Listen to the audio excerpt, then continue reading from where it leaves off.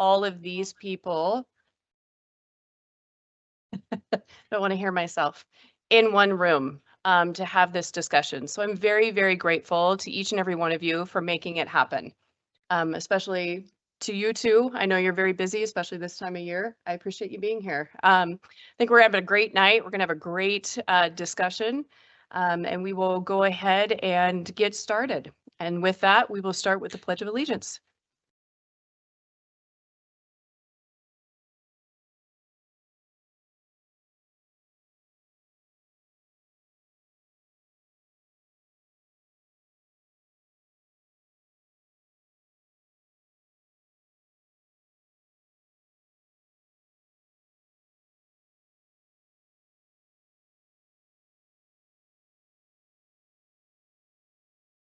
Thank you. We will first start with a motion to adopt the agenda. I will entertain a motion at this time. Is there a second? Any discussion about the agenda, including the work session? Okay, all those in favor of adopting the agenda as presented, please signify by saying aye. Aye. Any opposed? Okay, motion carries. We'll go ahead and get started with the work session. So how we've kind of envisioned this evening going is very informal, more question and answer type of a situation. What you have here tonight is you have board members sprinkled throughout the circle or the half circle.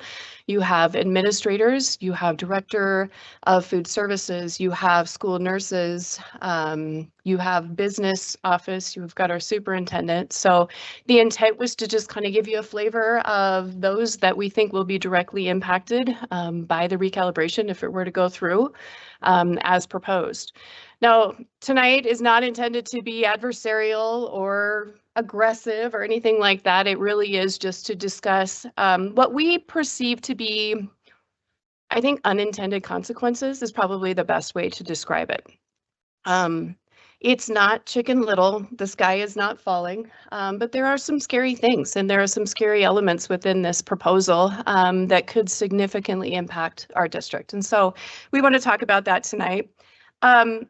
Education clearly in the state of Wyoming is important. That's why it's in our Constitution, right? And the other thing that is so very important is our small schools. Just by show of hands in this circle, how many were educated in the state of Wyoming? Okay, cool. Goshen County is unique in that it's not a hot spot to live. We don't have a lot of things to do other than family, sporting activities, you know, those types of things. But it is one of the best places to live because of that. I was born and raised in Goshen County and moved my family to Denver. And once we started having kids, just said, oh, this is not for us. We need to go back to Goshen County. And it was the best decision we've made because of that. So tonight, if it feels as though some of these things or these subjects are emotional, it's because they are. They are very close to our hearts. Everyone I look around in this room, I have some type of a connection with, right? Whether it be friends or family. These people educate our children. One of my children is still in the schools here in Goshen County, as well as my niece and nephew. It's very near and dear to us. I've also become friends with a lot of the individuals in this room through our work with the school district. So it's been incredible. So although it might be a little emotional on some of these topics, it's just intended for us to educate tonight and discuss our concerns pertaining to the proposal and the unintended consequences. Okay. I think that probably the best way for us to start this is, do you have any specific questions, or are there any topics that have come up to you two that you have questions on?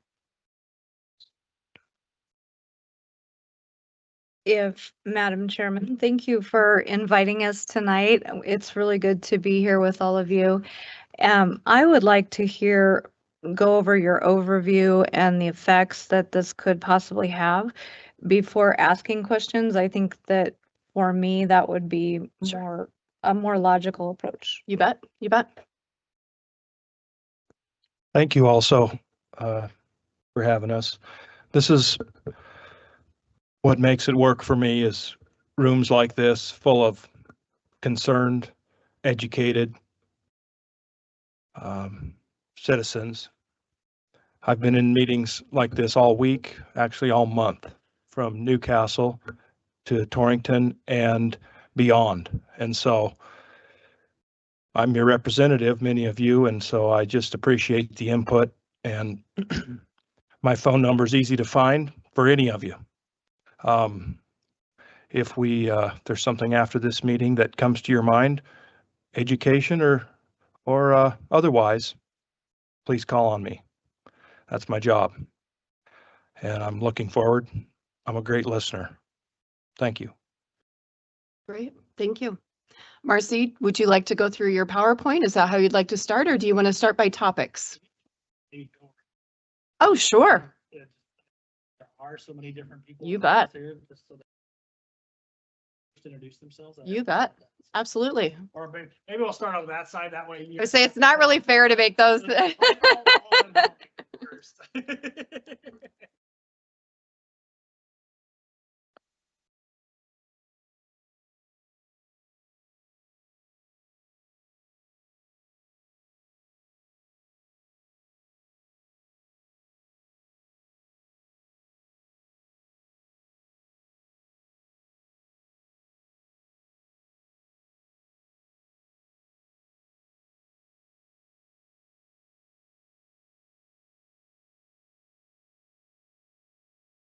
I didn't.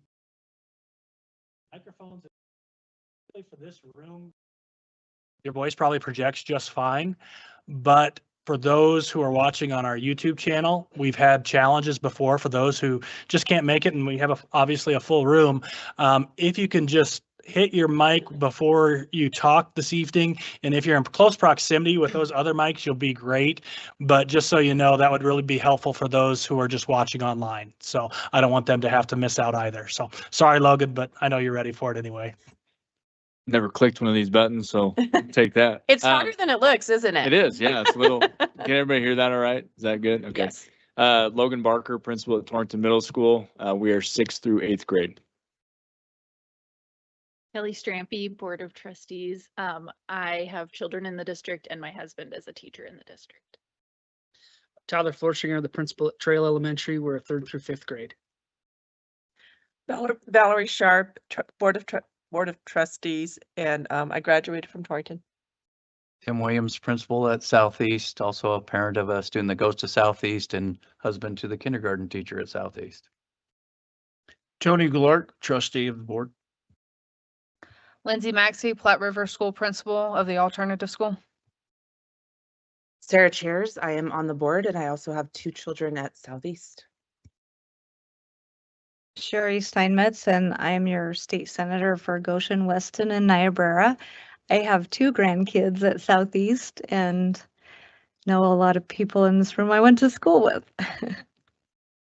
Lena Moeller, board chair. As I said, I've got 2 kids. One graduated from Southeast and one currently at Southeast. JD Williams, House District 2 representative. All of my children are grown and my grandchildren are not yet in school.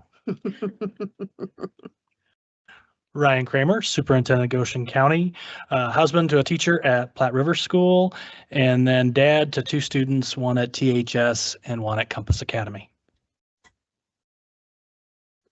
Marcy Cates, I'm the business manager here in the district. I have 2 grown children, both of which have gone through the schools in Torrington.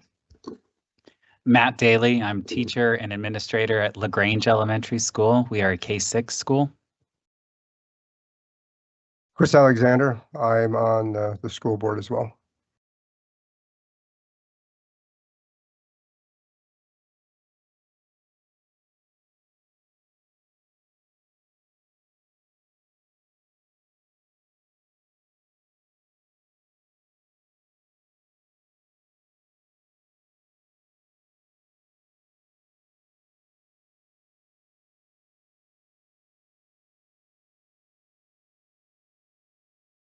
I'm Darby Hoffman. I am the school nurse at Lincoln, which is TK kindergarten 1st and 2nd grade, and then also at Trail 3rd, 4th, and 5th grade. I am from here. I grew up in a family of educators, and I have 3 kids that go to Torrington schools.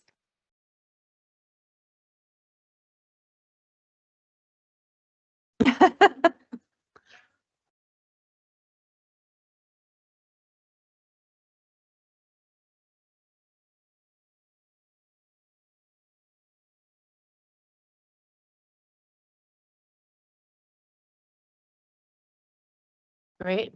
Thank you. Again, thanks everybody for being here. We're always having problems with the mics. It kind of just is what it is. So Marcy, do you have a preference as to how we go about this? Would you like to start off with topics or do you want to go through your PowerPoint? Mr. Kramer's nodding his head. Well, the PowerPoint is kind of put into order of topics. Okay. I can start off, and I think throughout the presentation, there's going to be interjection and involvement from the crowd, if that's your desire. The only thing that I will warn everybody, if you don't live in the education world, education people really like to use acronyms a lot. And so I have to stop them a lot and ask what things stand for. So please feel free to do that as we're going. I'm sure Marcy's done a great job of explaining it, but. Well, we tried to add those definitions if needed. Great, thank you.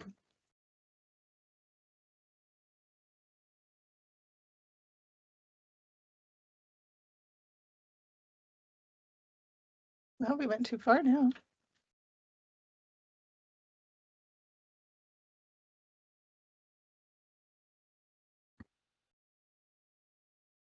So just so the two of you understand kind of how we came to this, we've been having meetings ourselves within the district to kind of discuss, as the recalibration committee was getting through the bill and having the committee meetings and the testimony, what our biggest concerns were and what the biggest impacts were going to be on Goshen County. And so that's how we have identified these specific topics. Obviously, we're not going to hit every particular element of the proposed bill, but we're going to discuss the hot topics, I guess, the ones that will impact us the most.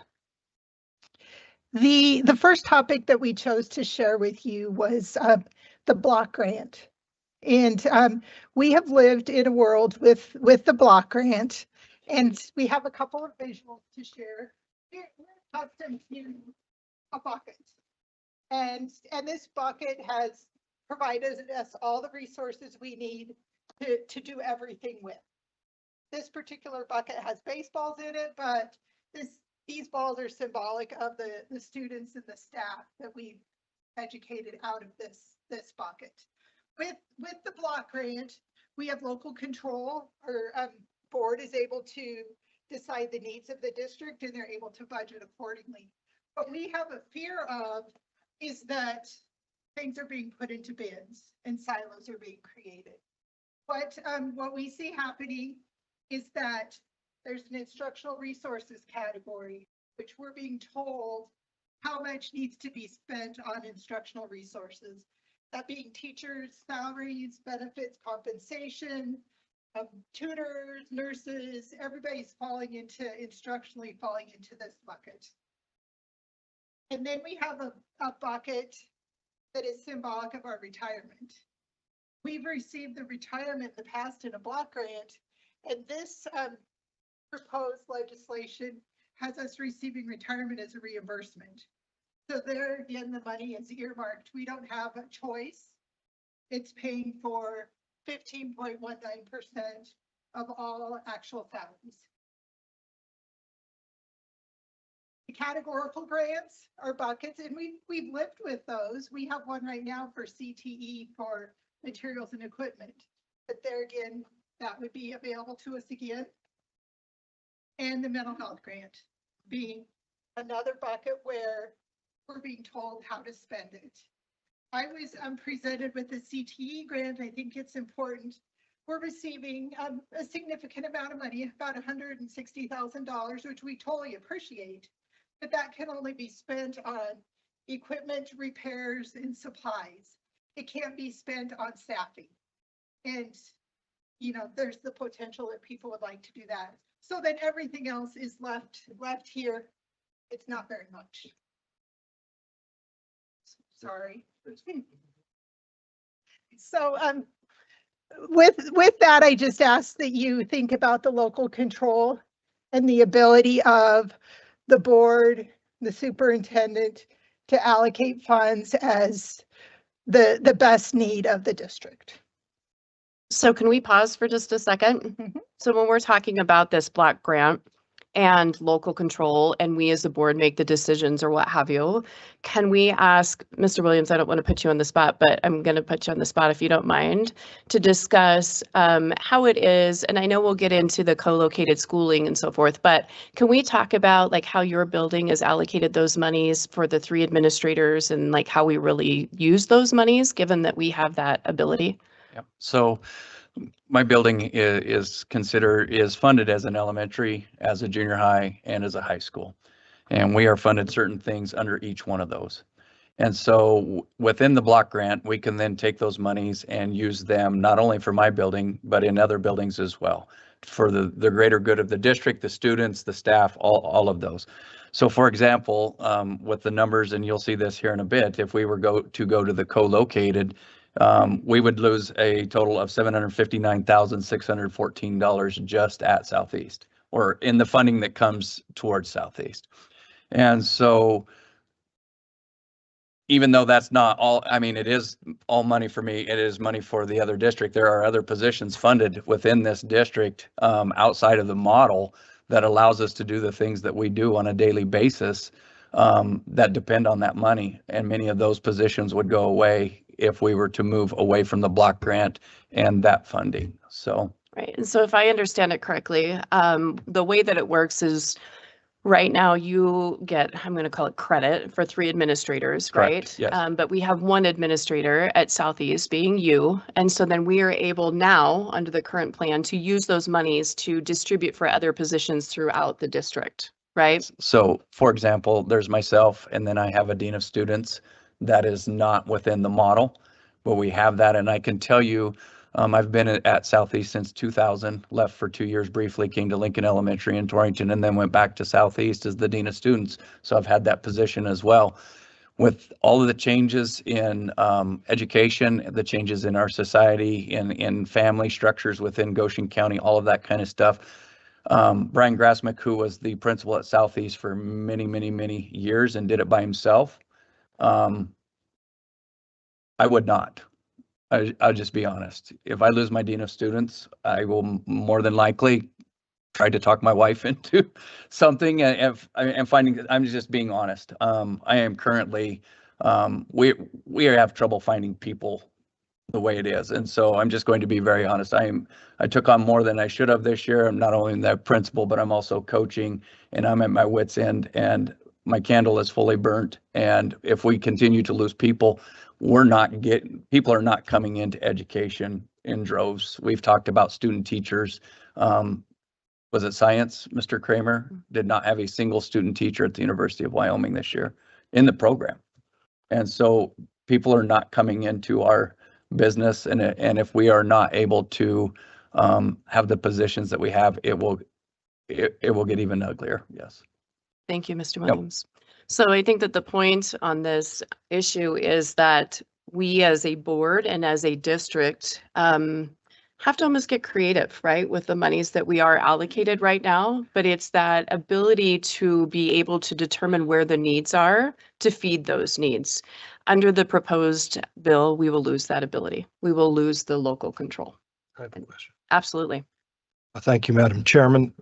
And Mr. Williams, I'm very fond of your name, by the way.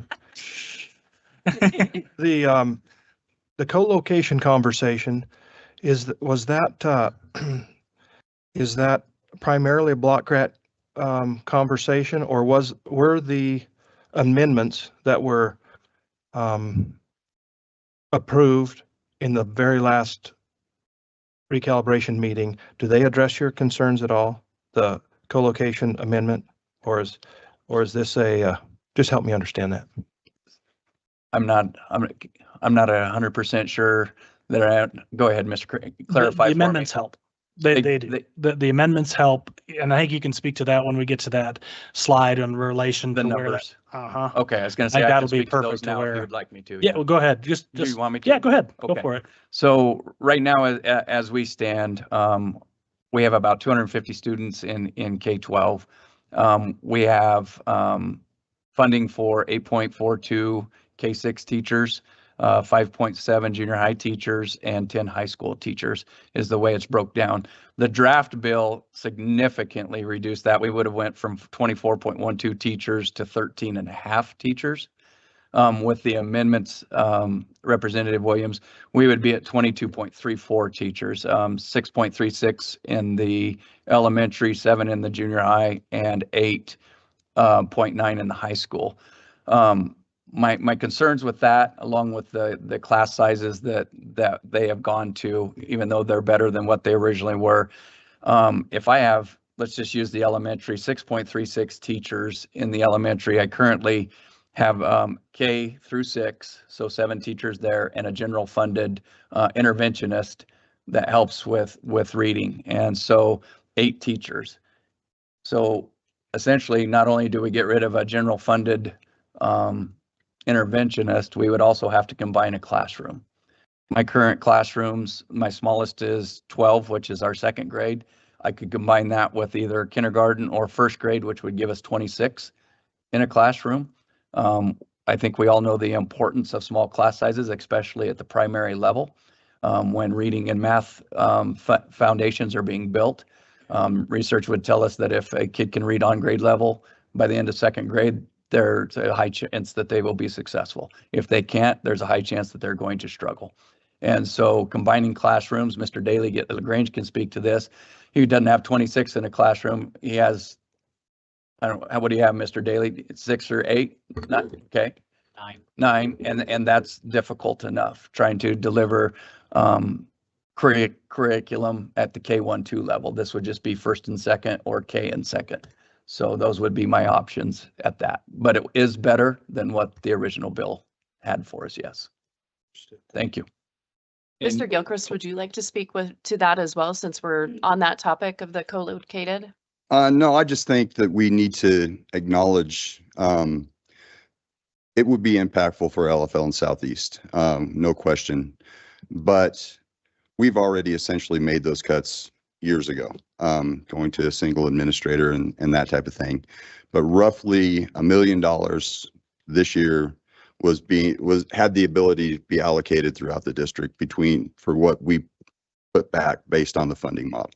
And that's talking like assistant principals at TMS, dean of students at THS, places that we've acknowledged are critically important locally that we need to do. So I don't think it can be overstated enough how impactful that would be in terms of the loss to the district. Yeah, certainly would impact me and Mr. Williams in our school, but we've already taken on that hit, so to speak, willingly, because it works.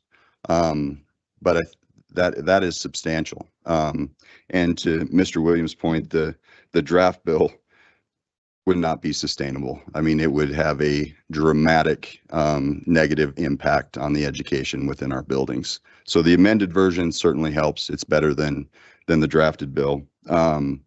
But again, that $1 million that is currently being put back right now to support the rest of the district from the funding model at Southeast and LFL is critical. Great, thank you. And Madam Chair, if I kind of want to add on a little bit to what Mr. Williams was talking about in regard to the recruitment of teachers too. Myself and Mr. Van Tilburg were able to go down to Laramie for a job fair to try and recruit talent into our district. And there was more booths than there were kids. I would say there was probably at least 30 different booths, and every teacher that came in was lower elementary. There was no secondary, and there was maybe 25 kids that showed up. I remember going through that exact program, and you were fighting to get to a booth.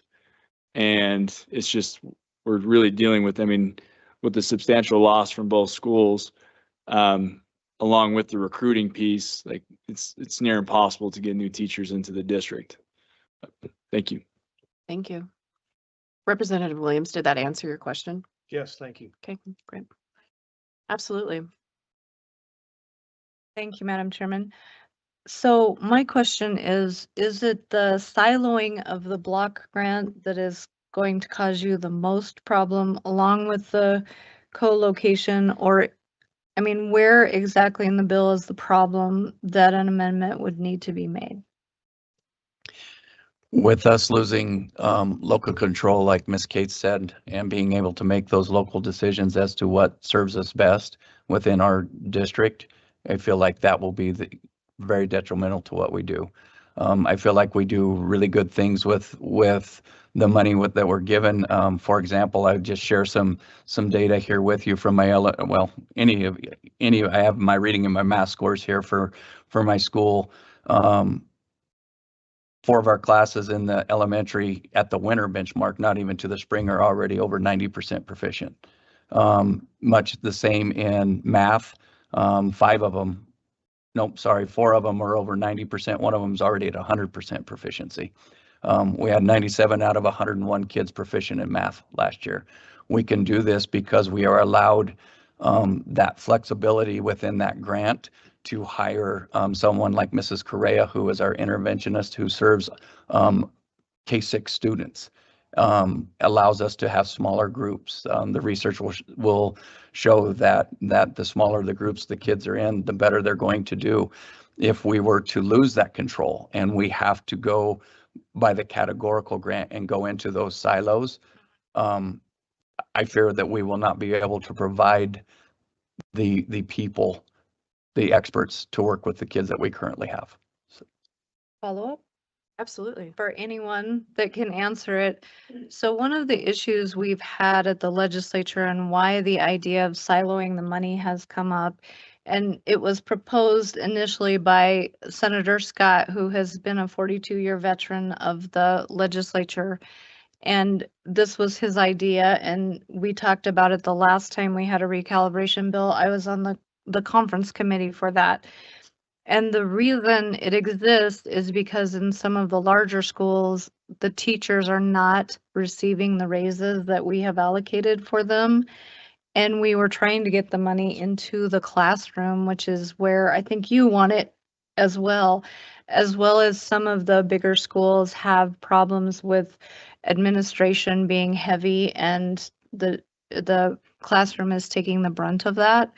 And so that's where that idea came from. Is there any idea about proficiency being a standard? You're talking about how you have allocated well, your students are performing well, and maybe in some of these larger districts, they're not as proficient. Could that be some kind of a compromise position? I can probably touch on, and any principals can build on this, but I want to share a screen here. Do you have that? It's right here. Oh, you have it already? Okay, perfect. Or you do, one of us. Now I do? You Okay. do. Perfect.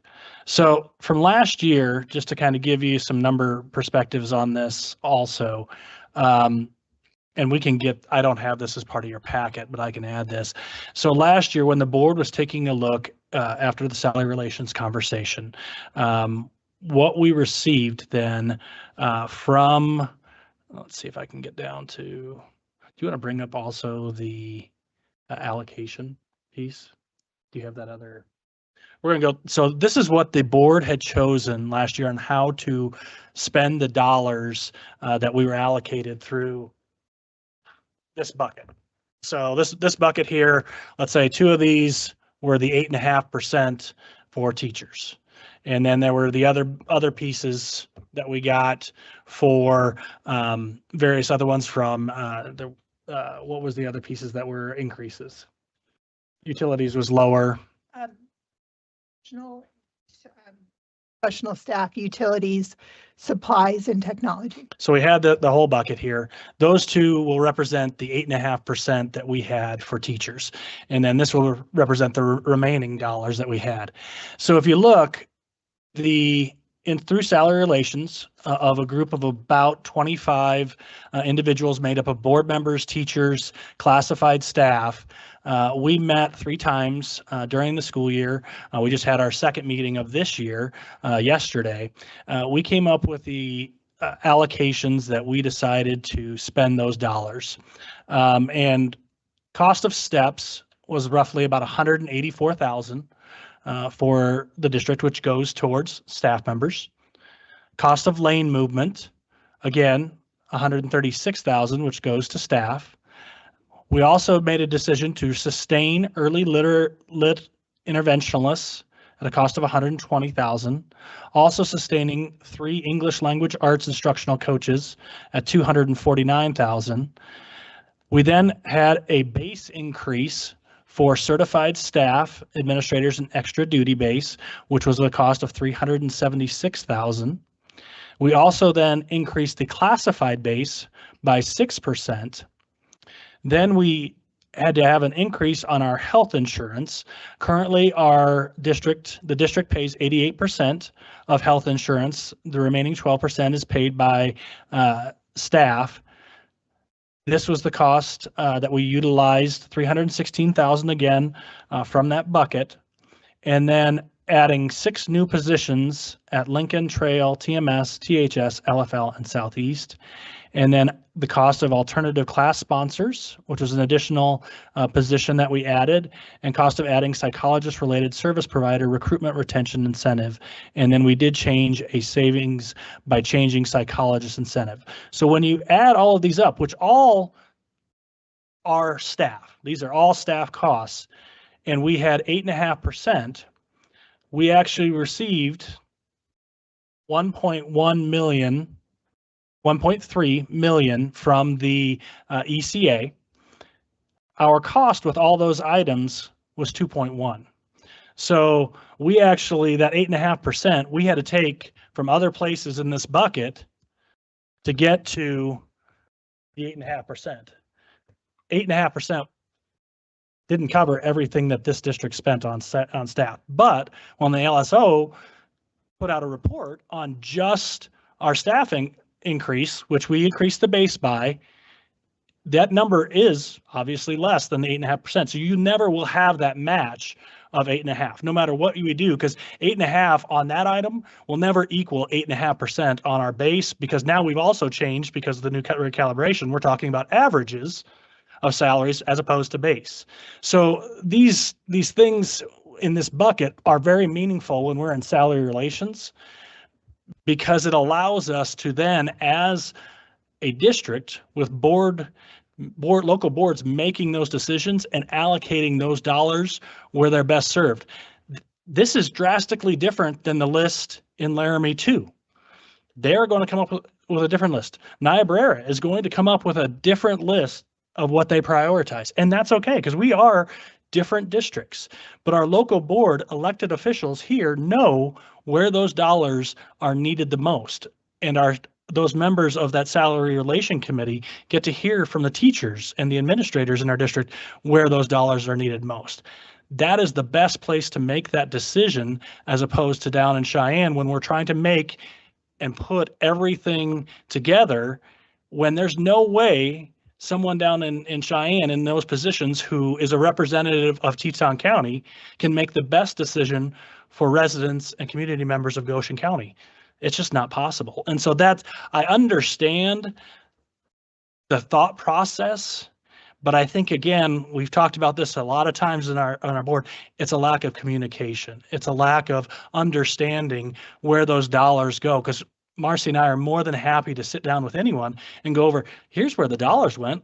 We can say every piece of that 2.1 million, in which we had to go into our cash reserves by 937,000 to meet that goal. And our board made that decision to exceed what we were provided in the ECA to provide the best possible solution that we could come up with for all our employees in Goshen County.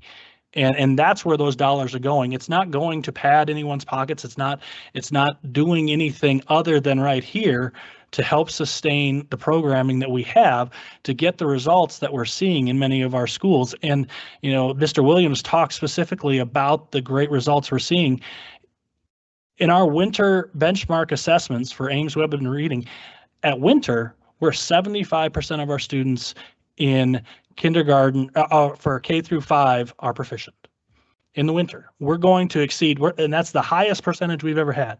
All of those items that we see up there contributed to those results. And that's a very powerful thing for us, because if you took one piece out of there and said, sorry, you can't use those dollars towards that item, that hurts us as a district. It just doesn't allow us to make those decisions locally for our board to say, you know what, we need to allocate those funds here. We have an increase on this area and we need to address that. And there's concerns all along. And also too, you can see the difference in a classified base percentage and a certified base percentage. We identified we needed to work harder on our classified base last year. We have those types of conversations because in some previous years, and we've been very good and cognizant of that information, of taking a look on the need on our classified base and have exceeded that. There is just one thing I do want to share also. Before you move on, can we touch on just something real quick? Please Mr. do Kramer? interrupt me anytime. So when you ask, about the categorical of Mr. Williams, having a categorical model hurts kids, literally hurts kids, because that is all staffing right there, right?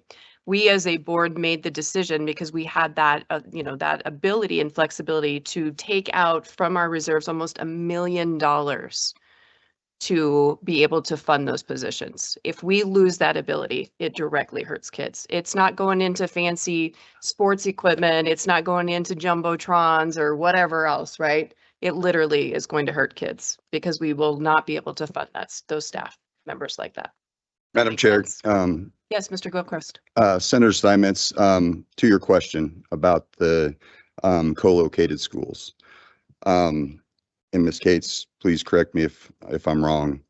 That $1.47 million loss would happen whether we're going categorical or with the block grant. So to be clear, we are going to sustain that hit if it stays as is. So my personal issue, thinking from a district level, is the designation of co-located schools. I think that is a dramatic hit to the district.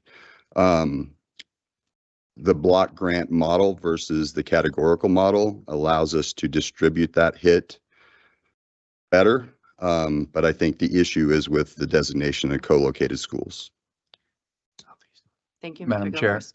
Wait, Yeah. I'd just like to give one example of something that Mr. Kramer shared up there with the 6% cost that we decided to increase, or 6% raise, sorry, that we decided to give our classified staff last year.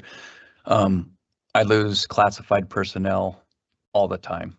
I just lost another one, even with that percentage raise. And when I'm on salary relations, when we discussed that last year, that was a talking point to we need to be able to recruit and retain people. Just had a bank come to one of my paraprofessionals and say, why won't you come back? And she said, well, you want me to work 5 days? I want to work 4 days so I can be with my kids. They said, well, you can work 4 days. She said, you don't pay as much as the school does. They said, we will pay you more than the school does. She's gone. I lost her last week, and she is a one-on-one for one of my high needs kids. So now we are subbing that position out, and on most days we don't get a sub. So we have to cover it within our building. We've got to absolutely be able to recruit and retain people for these kiddos. So that's just one example I can give. Thank you. Thank you, Mr. Williams. Madam Chair. Sure. Senator Steinmetz, the other thing I'd like to share is when we talk about that 8.5%, that was an external cost adjustment. And that was specifically included in last year's legislative bills as an external cost adjustment. So there appeared to be a little bit of a disconnect when parties were wanting to know how that 8.5% was applied to teachers. That an external cost adjustment truly goes into the block grant and gets allocated as the district has a need. So I think that's something else that, there was just a little bit of disconnect with that. And one of the things to illustrate that ECA that Marcy just talked about, I went back 10 years and looked at the ECA that the legislature did provide. And right here in this block, you can see the 8.5%. And you can see in this column what as a district we provided was a 3% salary increase. You can see the disconnect there, but then it's important to notice the significant disconnect for the 9 years previous, to where five out of the 9 years that are projected there's a 0% ECA adjustment. And the district found it within the ability through the block grant, even though there was a 0% ECA, to provide since 2017-18 a 26.88% increase on the base for staff because of the block grant. Without that block grant ability, the district would have only had 18% increase since 2017.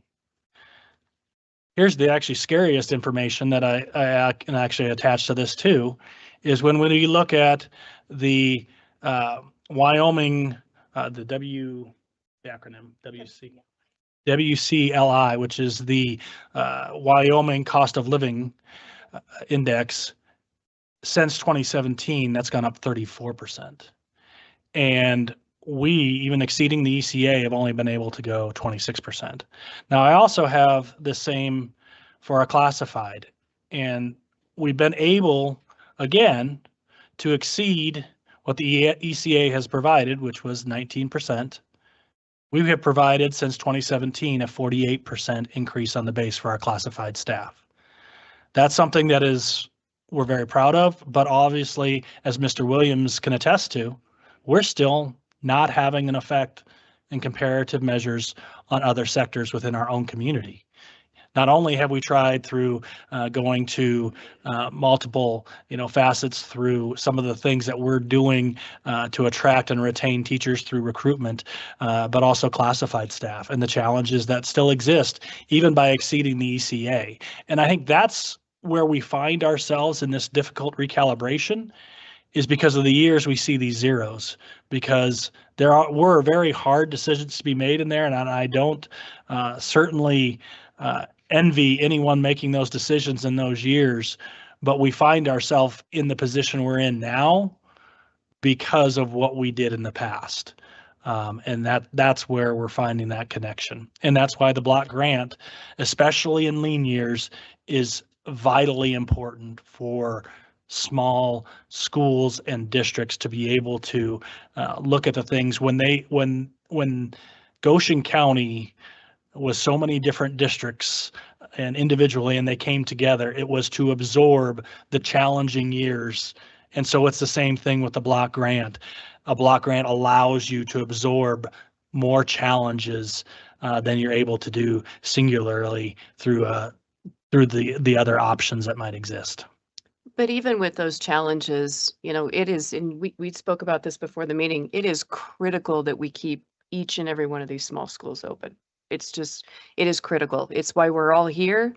It's what makes us tick. It's what works for Goshen County, right? And across the state of Wyoming. We're not unique, but it is very difficult. We don't have the Tetons to bring people here. We don't have, a lot of pretty, but having the ability to recruit will make or break us. It literally will. We've got that ability now, and it's a struggle. Taking that away from us, taking that local control, would be detrimental to Goshen County. Do you want to go on to our next piece then after the block, the ADM? Talk about that. Okay. So with the model, we do have some positive effects and we have some negative effects. We've talked about co-located, but with co-located schools, we also have the issue with ADM, and ADM being average daily membership. In the past, historically, we've been able to use the greater of prior year ADM or 3-year rolling average, and that's been a blessing for a district such as ours. We are in declining enrollment. The 3-year rolling average, we look to lose 53 students. That's $915,000. So when the LSO provides their projections that show we'll gain some funds, and we're going to talk about that at the end, of the ones that of the model that we're gaining, we have some losses, and one of those is ADM. If we could go back to a 3-year average, we would only see a reduction of 19 kids, and that would be $337,000. The 3-year rolling average gives us the ability to plan and prepare for these changes. We do appreciate the fact that the recalibration committee put that 3% reduction protection proposal into place, but that doesn't help us because our reduction luckily is only 3.3%. So for a district losing a lot of kids, that 5% would be very convenient. We did put this together, and it maybe is a little bit hard to see up there, but what we have is the bottom, the red, is the prior year average. The green is our funding, and the green is rolling into the blue, showing us the 3-year average. So you can see that we were at a high in 17-18 of 1,700 students. And at that point in time, we were being funded based upon a 3-year average. It's gone down, and at 22-23, we're being funded based upon the prior year. We were in an uptick, but now when we start to go down some more, you can see between the 3-year average being our high and the prior year average, or the prior year actual and the funding, that's a pretty significant gap for us to plan and prepare for. And one of the things, and Mr. Williams kind of alluded to this, when we're allowed time to make adjustments, we can make adjustments. We can get there. But there's a huge drastic difference between having the conversation with a teacher that we're going to have to reduce in force in 1 year versus my ability and Marcy's ability to go to the board and ask for incentivizing early retirement or early resignations, which we've been able to do for the last 2 years. We provided early incentives for those who have, and primarily that's been to recruit teachers into hard to fill areas, because what we found, if we start in December, there's a much higher likelihood that we will get someone to fill that position. But it also helps us in evaluating positions for getting to a place financially where we can be solvent rather than dipping into our carryover. And so when we have that ability to absorb that, if you want to go back to that slide just before, when we have the ability to absorb 337,000 in 1 year, that's attainable. That's realistic when we look at a district our size. We can work as a group to come up with cost savings. When we start to look at 915,000, when we're starting to talk about 9 teachers or 9 positions, that is very difficult. And what that means for our teachers is a culture killer. Because anytime you are having to reduce in force, you're having a conversation typically with your least experienced teachers who are having ties to families, having mortgages in our communities, and really have very few options other than to move their families from our communities. And when you're able to have those conversations and incentivize early retirement or resignations for those who feel they want a different challenge, those are easier conversations to have than what we have to adjust to. And I understand, and you can go back to that graph, I do understand from the perspective of money savings, of where you look at that 3-year average, and when you look at the state one, you can see.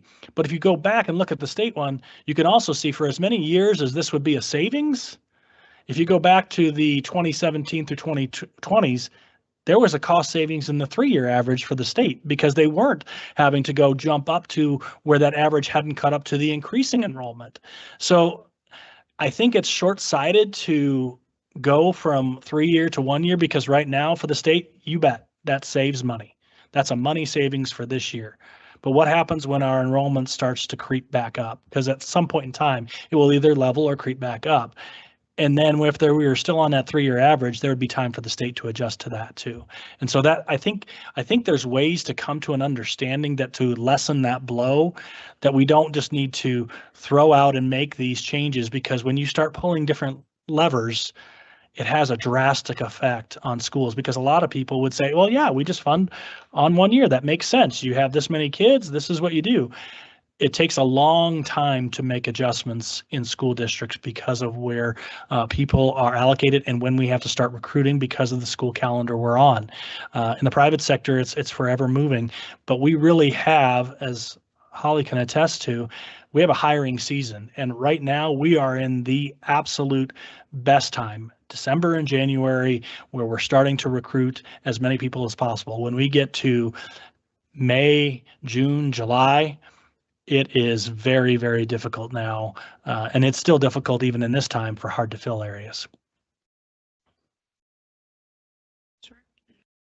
So I have just a basic question for maybe Mr. Williams or somebody. I don't fully understand how the legislator works. So we're talking about a draft bill and then we're talking about an amended bill. So what's the probability? Is the draft bill really going to get voted on, or is it, do you think, just the amended bill, or are we going to amend it, probability of amending it again? Yes.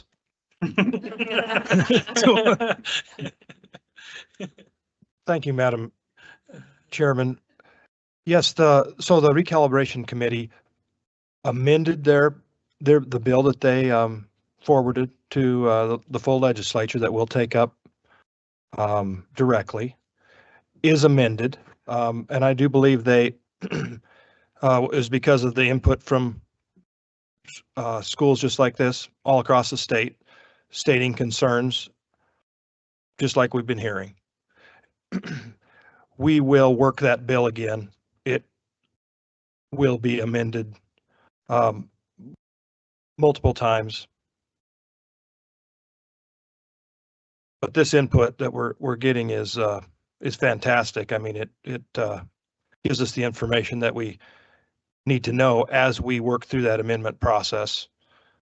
So a bill, do you know which side the recalibration bill? So it'll start on our side in the House, and then we will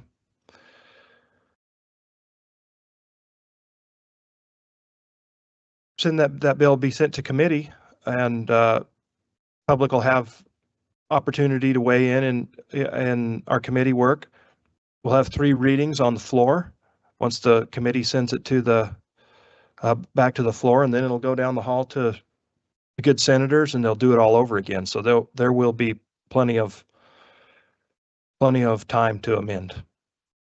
And Trustee Hager, when the recalibration committee amended the bill, I truly do believe that they thought they were helping after hearing the testimony.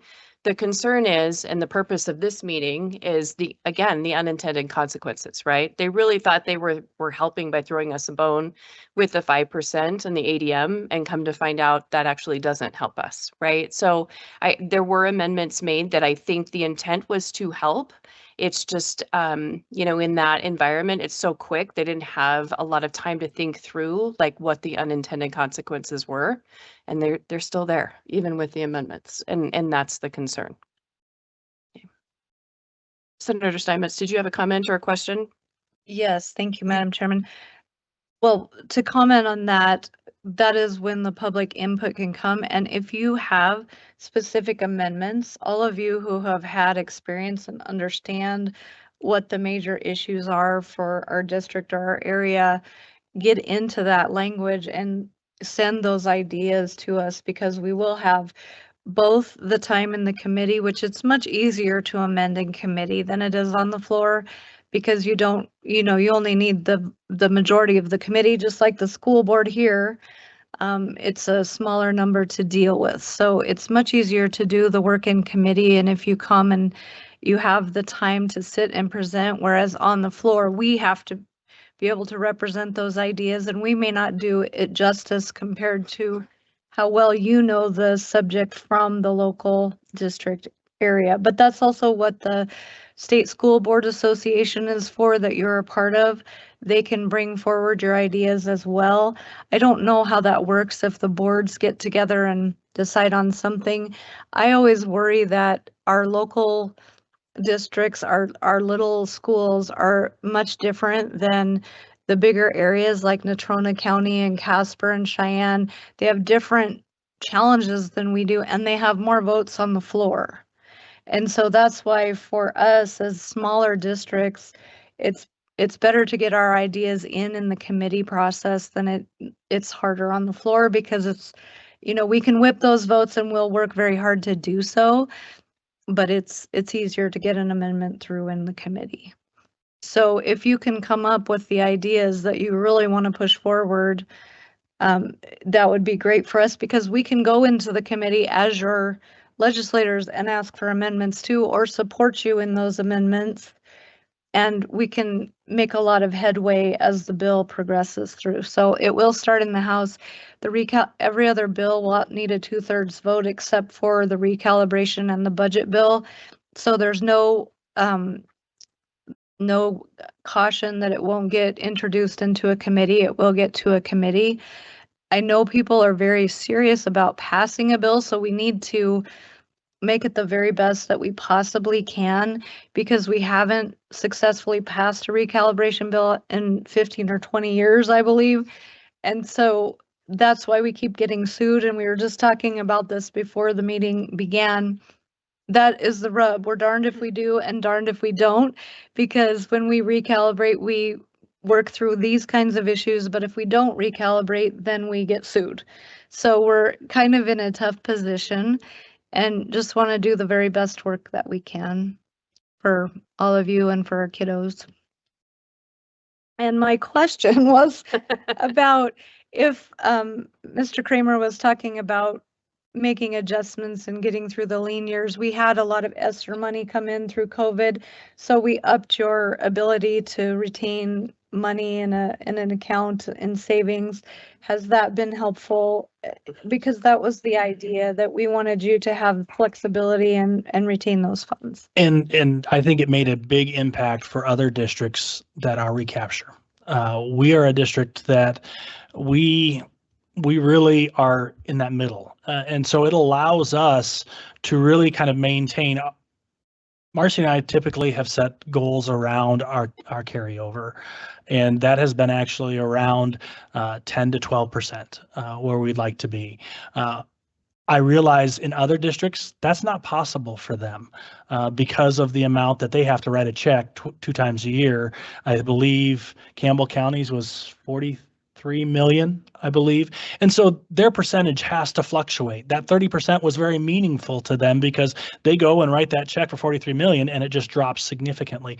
For us, realistically, 15% at that cap is perfectly fine, because I don't feel for a district like Goshen County, it is a good use of funds to make a recommendation to exceed that amount. We're not using taxpayer dollars correctly if we're not in that 10 to 12% carryover, because I think we are not a bank. We are not obligated to savings, which is good. We keep a rainy day fund. That is our obligation, is to make sure we're managing the district appropriately, not to be a bank and hold on to taxpayer dollars and not get them in the hands that will positively impact students. That is our responsibility. And so we appreciate that for other districts. For us, it was one of those that really did not assist us. But I know other districts, it absolutely did, and is very meaningful for them. And I have one quick question, if I may, Madam Chair. Do you happen to know which committee in the House they may be introducing the bill into? Madam Chairman, I believe it will go to education. So select committees are not standing. So Representative Williams committee. And so the way it works, select committees are not standing committees, so they don't meet during the session. It's just the regular standing committees, which would be education. Madam Chair, I have another question, and this may be a silly question or short-sighted. I guess as I look through all of the changes from this legislation and this recalibration, I guess I understand how it affects our small district, but I don't see how it benefits larger districts. And so what is the benefit of making this? Like, where is that coming from in terms, because you said that a larger district, there was some question about the raises and things like that. But the rest of it, there's no way that this can benefit larger districts either. So what is the idea behind these changes? Do you want to take it? Or you want me to? You want to arm wrestle? So the motivation behind the recalibration bill is a projected shortfall in school foundation account 3 years down the road. Sadly, some of that is self-inflicted. That we've the legislature has caused some of that. But I believe that conversation earlier was just about siloing money or categorical grants that would, if a district was not good stewards of their money, it would encourage them to pay teachers when the legislature sends money to give teachers raises, they would be required to give teachers raises rather than have the flexibility of the block grant, because from the legislature's point of view, there are some districts that are not responsibly using that flexibility. The frustration with that, if I may, is if the legislature intended for the school boards or the school districts to give an 8.5% raise, right? They should have told us that. But instead, the 8.5% was sent down in an ECA, right? So if that's the directive, the school board would be happy to do that, but be transparent. Tell us that that's what we need to do with the money, instead of playing a guessing game on what we're supposed to do with an 8.5% ECA. Does that make sense? Point taken. You know, I mean, we preach this, right? This transparency, and it's with the board too, the school board too. Like, just be transparent. Tell us what you need. Tell us what you want, right? And if we're headed to a place right now where the legislator is taking our local control, tell us that. Let us know that that's where we're headed, so that we can plan and we can look all of these people in this room in the face and tell them, hey, this is where we're headed, and this is what our plan's going to be in the future, right?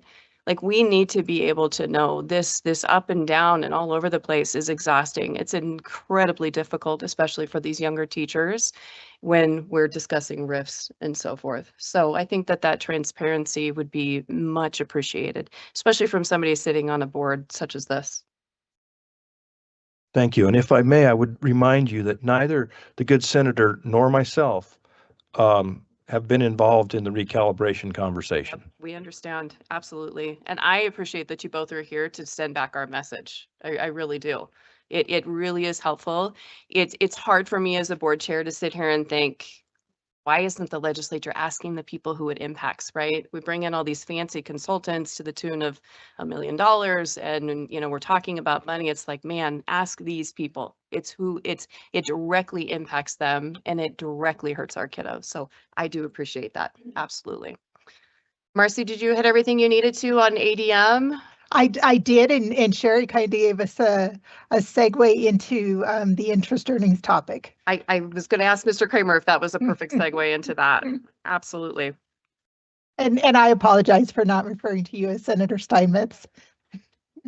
I know. That's the hard part, right? We're all so used to each other. With interest earnings, what is happening is that the draft bill was that districts were going to lose all interest earnings. The amendment was that districts would get 50% of the interest earnings and 50% would essentially revert back to the state. Interest earnings are a local resource exclusion. So that's one of the ways that as a district, we're able to use local control when we have carryover and our cash reserve. We're able to manage that properly and leverage those funds. And then that has been able to go back into the block grant and be used as the district deems necessary. Last year, we received in the general fund $350,000 in interest earnings. if we lose half of that, that's $175,000 that we're not able to apply towards the community eligibility provision with food service, supplement activities, pay for our random drug testing, these other things where we run short with the block grant. So it's not huge, but it's important to see the need for the districts to take care of the money and in turn receive the benefit of those interest earnings. Marcy, would this be a good time for us to speak with Ms. Moody about how this board has decided to use some of those monies? Sure. Do you mind discussing just kind of what we have chosen as a district to do as far as meals and so forth? Madam Chair, yeah, 2 years ago, the board made the decision to opt into what's called community eligibility provision, which is referred to as CEP. And through that, we've been able to feed, as part of CEP, we're able to feed all students one breakfast and one lunch free for the entire school year. So through that, last year, or as of January of 2026, during this school year, we've fed 134,328 meals to students for free. Last year, we fed 244,753 meals for free. That's a total of 379,081 meals that the kids have been able to eat for free because of us having the funds to do that. So definitely people are taking advantage of it. We did see a huge increase in that. If you look up there, you can see pre-CEP years, the general fund did have to still transfer money to food services to operate.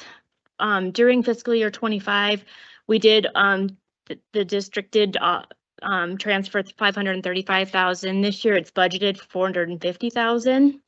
So that's one thing that we've been doing as part of CEP. CEP removes barriers so that people don't have to do applications. You don't have to do the free and reduced applications. All kids are on an equal playing field so that they all can just show up and have a breakfast or a lunch. It also offers us operational benefits because there's a lot of paperwork that goes with operating, doing the free and reduced applications, as well as there's a lot of time that can go into collecting unpaid meal debt. I know that like all of your secretaries are having to reach out and search for that. So as part of CEP, we don't have any of that operational time that's put into it, and that's time that people are spending now on students instead of spending time doing some of that. It's just a good way of making it equitable for all kids. They just all can go and just know that they're going to have a meal for breakfast and lunch. So like I said, we've been participating in CEP. We also participate in other programs such as CACFP, which is Child and Adult Care Food Program. I signed us up for that. So that's on Fridays where we can do stuff. We do fresh fruits and vegetable programs. And then we also operate the summer food service program too. And so this last summer, we did some changes to the program, and we did what's called non-congregate feeding. So we actually delivered meals to 3 different parks in town where kids or their guardian could stop and get meals for the kids.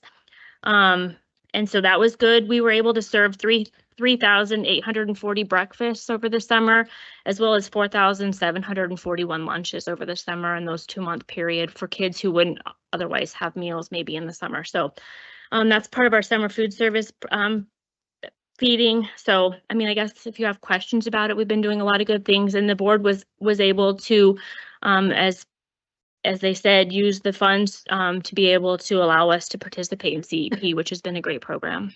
Thank you, Ms. Moody. It's incredible. And again, that's one of those changes, if we were to move to categorical, that would be a direct hit to kids.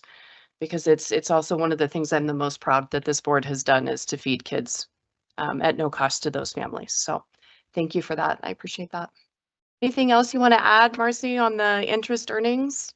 I think you want to jump up to the athletic one because that is impacted. Are there any questions on the interest earnings? It's pretty straightforward. one of the pieces that also impacts that, along with our CEP program of that interest earnings, and I understand if I'm a legislator looking at just the bottom line and seeing, well, districts are benefiting from state funds and generating interest. I understand if I only look at that number, why there is some contention and wanting to go with, well, the state should get 50% of those interest earnings. I understand that. If that money was going just to our carryover, if that's all we were doing is just not using it. But we use it for a CEP program, which still does not meet that need. And we also use it to support our athletics and our activities. And I'm going to go back to Marcy to explain that, because that also, those interest earnings have an effect on this. And you can see also at the bottom there, our loss to the district on what we currently offer and how that's impacted not only through our great programs that we have through fine arts and athletics and all of the things that we offer, but what we do because of the ability in the block grant to support those things. With the athletics and activities, the draft bill changes the funding from individual grade band at the schools to a district level. And in doing that, we are seeing a reduction. We're seeing a reduction of $355,000. In addition to that $355,000 reduction, we have to look at what we spent last year. We spent $1.4 million. That's coaches, sponsors, supplies, uniforms, everything but transporting the kids on school buses. So we spent $1.4 million. And we received 1.25 million. That's a shortage of 150,000. And we also have to recognize that these outlying schools, the secondary schools, they do a lot of banner sales, advertising on their jumbotrons, and then individual teams do fundraisers. That money is not included in the $150,000 shortfall. So what we look to lose is 505,000 that's trackable in the general fund. The money that the other schools, and Tim and Corey, you guys speak up. You have some stories and some items to share that can kind of substantiate that. I also want Mr. Van Tilburg too, and Mr. Van Tilburg, if you could introduce yourself. I know you have some data too, but Corey and Tim. But one of the things that I regularly hear for some of these additional things that aren't occurring in the classroom, well, we need to fundraise. We need to do more out in the community. We need to get those dollars. They're going to share some numbers of where our community is donating an enormous amount of funds already to support currently underfunded programs. And I'll let whoever wants to start talk about that and the amount of ability that our local community is providing already to support our schools and our activities. Madam Chair, Representative Williams, Senator Steinmetz, I have some numbers here for you for our athletics.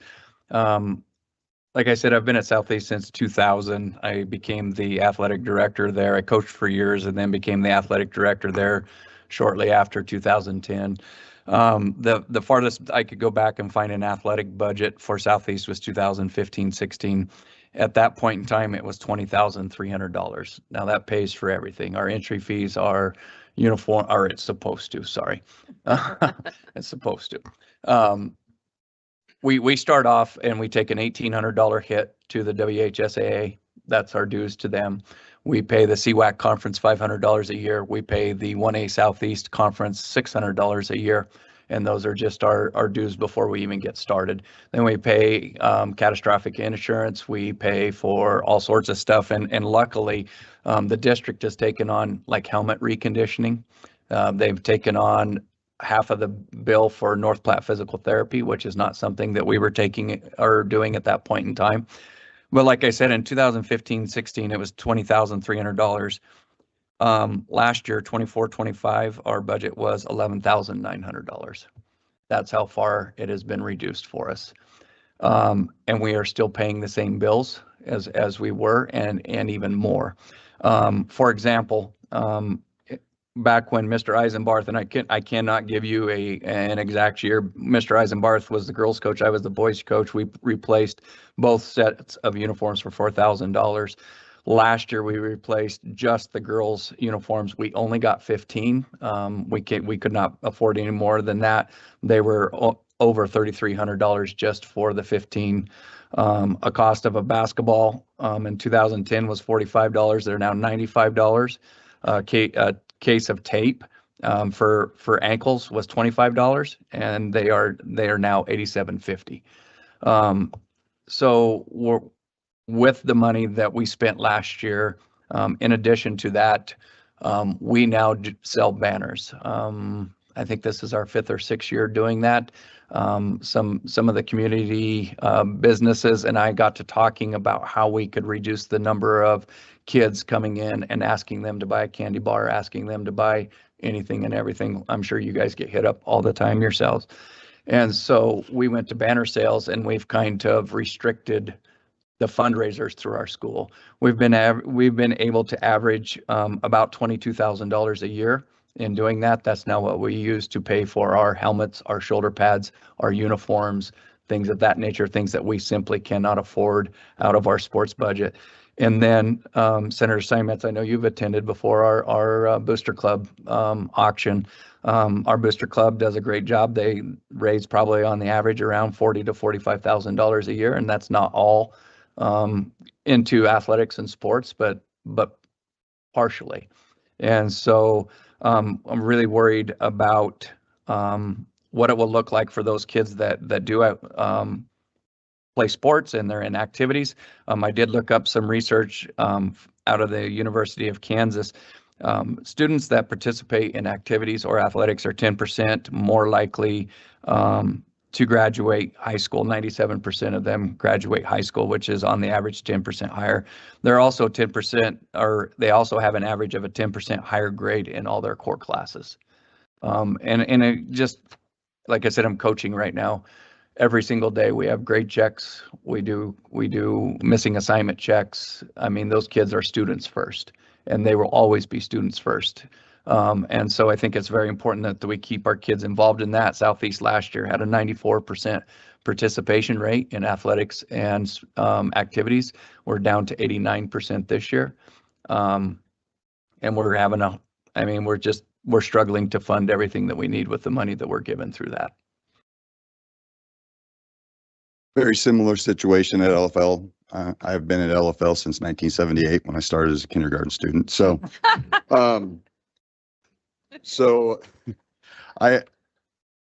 we're going in opposite directions, like Mr. Williams alluded to. And you take, for example, last year, I essentially budgeted for a single wrestling team. Well, this year, and girls wrestled with the boys primarily. Well, now they're going separate directions. So that was something additional that had to be budgeted for. So we're adding these sports. We're adding this. Our 6-12 participation rate is above 90. So we're talking about something that's substantially impacting nearly every student in our building.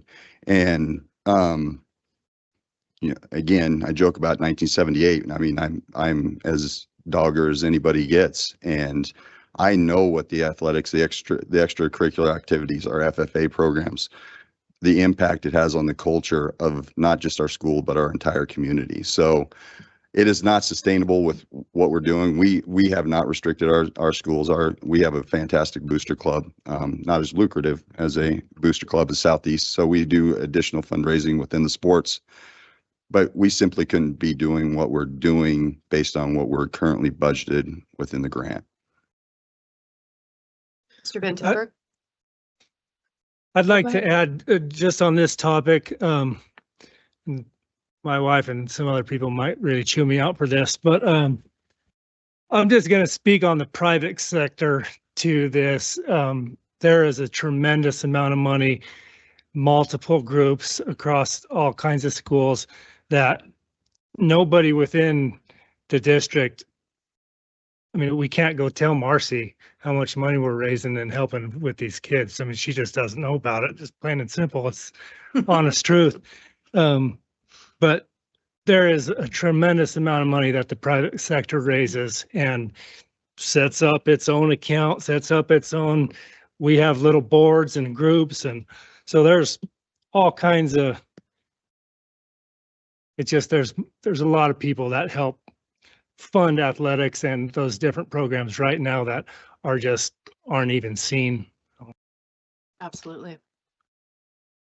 Good evening. I'm Alan Van Tilburg. I'm the principal at Torrington High School. This is my second year. At Torrington High, we're about 65 to 70% of our kids involved in some sort of activity. So I talked to our AD here the last day or so as we were preparing for this. He receives $14,840 in our activities budget each year. So as you heard from Mr. Williams, it's went down over the years.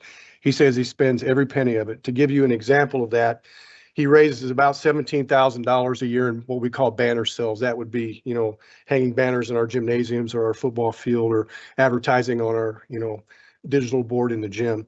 This past year, between all of our activities and athletics, we raised approximately $98,000 from the community. Some of our programs aren't even given a budget. For example, FFA has no budget. Everything is done through fundraising. Same with FBLA and FFA. I'm sorry, but in Goshen County, that's huge and it's important. We're an ag community. And to have no budget, in my opinion, is somewhat shameful. I mean, we need money for that. We have a lot of kids involved in it. I've had the great opportunity to attend the state FFA convention in Cheyenne, and what a great deal that is for our kids. So, yeah, we need more money, plain and simple. So. And if I may, Madam Chair, Mrs. Jesperson, I see you out there. I hate to put you on the spot, but I know musical is absolutely a significant thing for us. How many kids do we currently have signed up and representing all three different schools for that program? Hi. Okay. Hi, I'm Erin Jesperson. I'm the director of theater for Goshen County Schools. And yes, I'm wearing a theater shirt today. There you go. We have students from all three high schools participating. It used to be Torrington High School. We are now Goshen County High School Theater. This year I have, just in the musical alone, I have 41 students in the cast and crew set to go for the spring musical that we were doing. We had 34 students participate in our fall convention, and they went to state and brought home first place trophies in our one act, our devise, which is they wrote it themselves, and we got second place overall for our division. So they're very active. I do know, I will give a plug to the middle school. The middle school, Torrington Middle School, puts on a musical. They're doing theirs right now. Theirs will be at the end of the month, and they also invited students from all of the schools. I know from Lingle, I have 5 of my own students as a part of that. They have 65 students on stage. And there's not a huge downfall from middle school to high school. The reason it's a little bit bigger in the middle schools because right now the sports options are a little bit less for those kids and it's shorter terms, but just to go from 65 down to 41 is really not that big of a loss. And I will let you know that all of the students, the majority of the students in the musical for the high school level, I've got students that are in indoor track, I've got students that are in basketball, and I will have students that will be also in soccer, softball, and track as we head into the spring. Sorry, coaches, it's only one weekend, I promise. But the coaches for all of these sports and having to juggle all of these together, we work so well together as a district. Being able to communicate with each other. This is when things are happening. Everybody knows when things are happening. But to have that level of participation in something that is non-athletic is pretty exciting for Goshen County. And it's all 3 schools. Thank you. That's awesome. Thank you. I wanted to touch upon that because a lot of times we refer to it as extracurricular. There's nothing extra about it. It is part of our programming. Kids are here from 6 a.m. till 9:30 at night. I know this because I know in the practices they're still there. It is as much of a part of our programming for kids and the relationships we build as anything we do in any of our classes. And so when we look at the power of those things through relationships and we look at the impact, it's very easy to say, what is our responsibility? And our responsibility is, getting back to the basics, math and science and reading, and that is of the utmost importance. But we also know we have to have those other things to keep kids engaged and build relationships. And when we look at another loss, we have to make very difficult decisions, and the sky is not falling. And if we're able to look at the block grant and those things, I want to emphasize that we're not going out of here based on an immediate vote and having reductions in force or any of those things of that magnitude, or looking at dropping programs. But in the long term, as we see those red numbers increase, we have to make some really, really difficult decisions, and those difficult decisions affect kids, and that's really, really hard. Mr. Kramer, before we move off this topic, I just want to make sure I've understood too that Goshen County includes homeschool kids as well as virtual kiddos in our activities, correct? Without an additional charge. That is correct, yes. All those students are part of our program who wish to take part. We also partner for students where they want to come in for part of the day. So if there's an interest, they have homeschooling opportunities that they are comfortable with, but don't have anybody in the home that maybe is interested or can teach band. We allow students to come in for a period of the day, take that band course, take a foreign language course, those type of things, to be part of our community in that way, in addition to our extracurricular activities, because we still very much understand this is a partnership, and we want to work with as many people as we possibly can. Madam Chair, just for numbers, at LFL 612, we had last year 17 homeschool/virtual students participating at LFL. Wow, that number's higher than I thought. Thank you for that, Mr. Gilchrist. Anything else anybody wants to discuss on activities or athletics? Madam Chair, if you don't mind. Also, PRS participates at the traditional high schools as well. So we don't have our own sports program. So I tap into the gentlemen at the traditional high schools. So my kids also participate in those activities as well. Correct. Thank you. We good to move on? All right. What do you want to tackle next? Well, I think if you guys are good, I think we've addressed co-located, that we can go past that one. Feel good on co-located? Yeah. Okay. The next one we had was class size, that the draft bill was amended, and this is on page 7 of the slides. We are looking to see a reduction of 5 less teachers in looking at the class size projections. K through 12, or excuse me, K through 3 staying at 16, 4 through 5 going from 16 to 22, 6 through 8 going from 21 to 22, and 9 through 12 going from 21 to 25. The big thing that I've heard is that many of our facilities aren't built to accommodate some of those sizes of classes. That I don't know if you want to hear about some of those stories, or if you're comfortable with the data. Mr. Williams? Yes, thanks, Madam Chair. Representative Williams and Senator Steinmetz, for example, that class that I gave, theoretical class that I gave, if we combined our first and second graders into 26, our classrooms are built for 16. We currently have a mix match of desks and all sorts of stuff just to get our kiddos in there.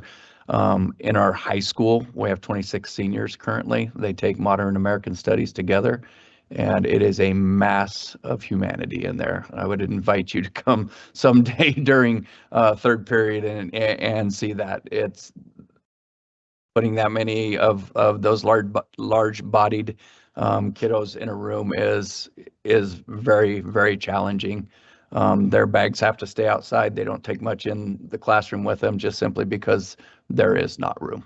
So it would be, I had a class of 28, one of my first years of teaching.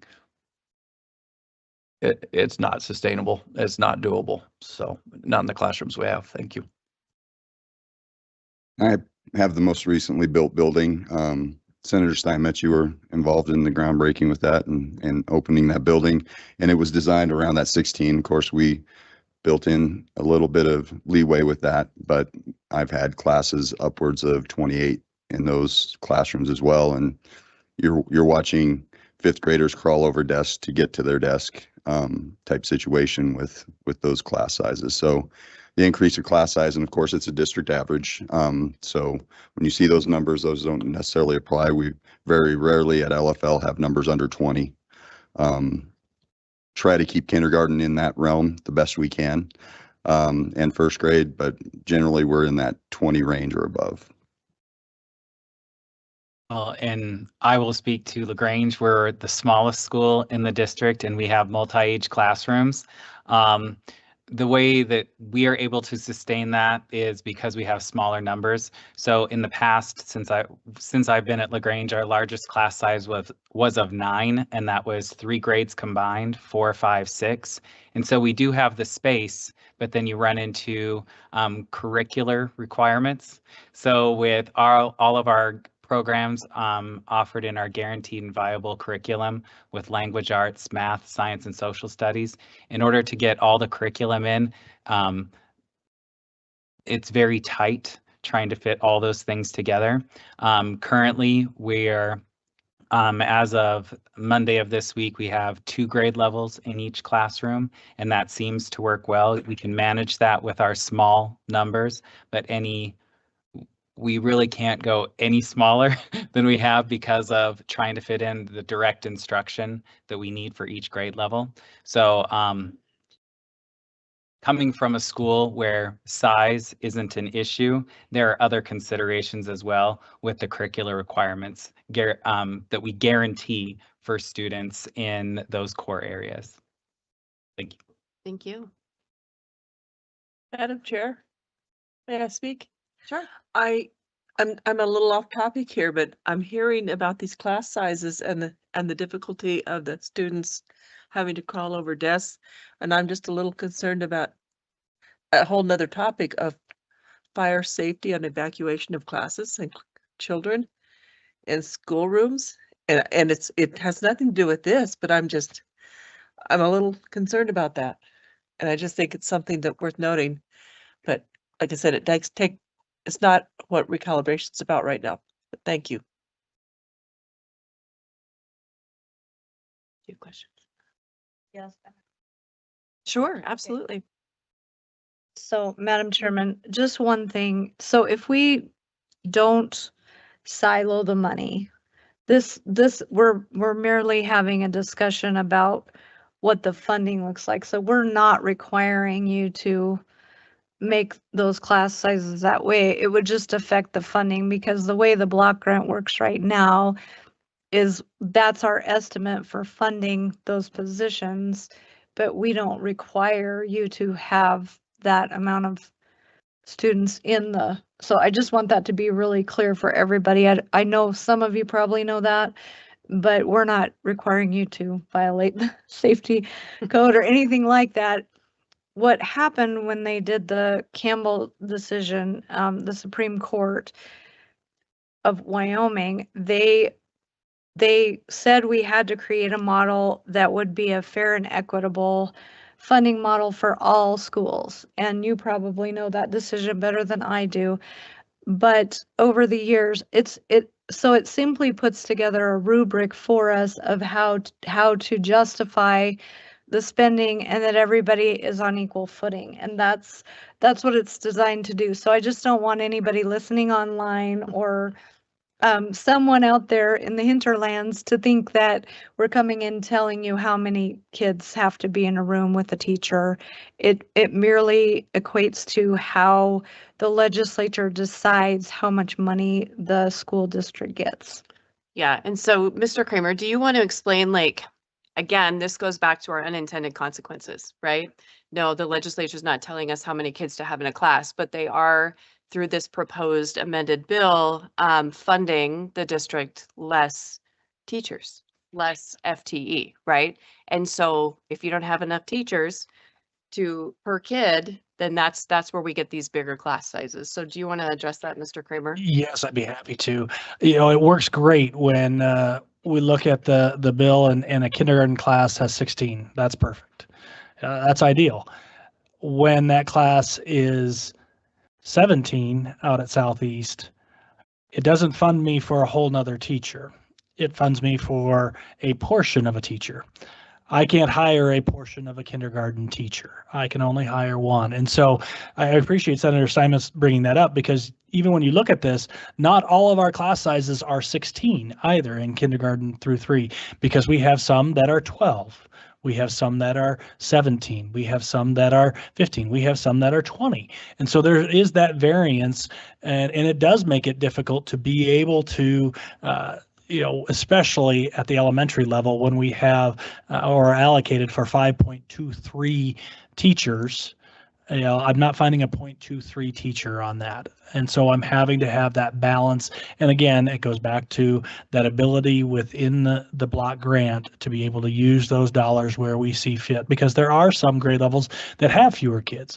Even though we are a larger district in comparison to Wyoming, we still have those small schools, because even with less than 16, I can't get away with a 0.8 teacher at Lingle Fort Laramie. And so those are the things where all that comes together to help each other in that aspect.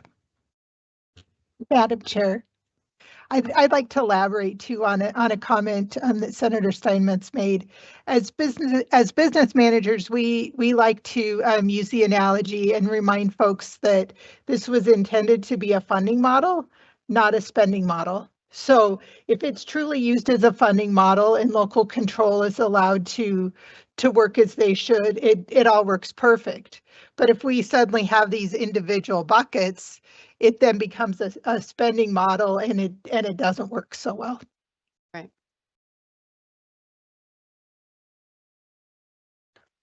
Mr. Kramer, are we at a good spot where we could take a 5-minute break and everybody get up and use the restroom, move around just a little bit? Perfect spot. That work?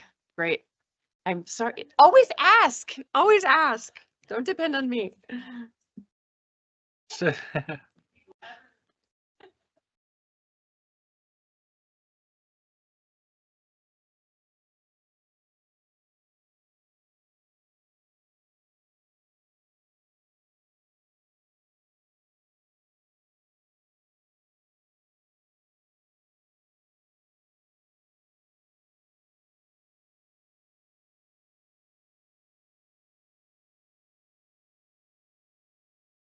You see?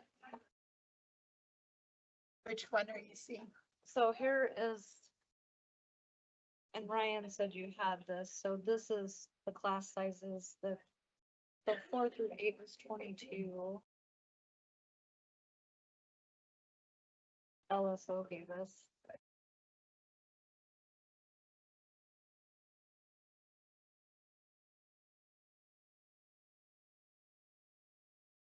Let me get the front page of this so you can see. He said you had this LSO memo.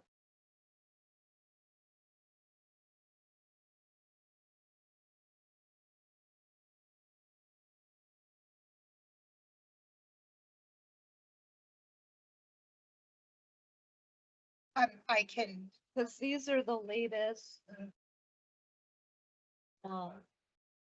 Let's see, this is the January 30th memo.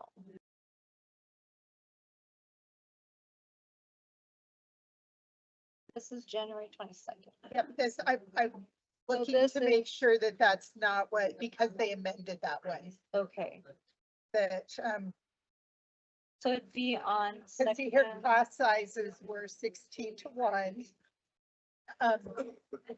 K3 through 3, and then 4 through 8, 22. Let's stop the sharing.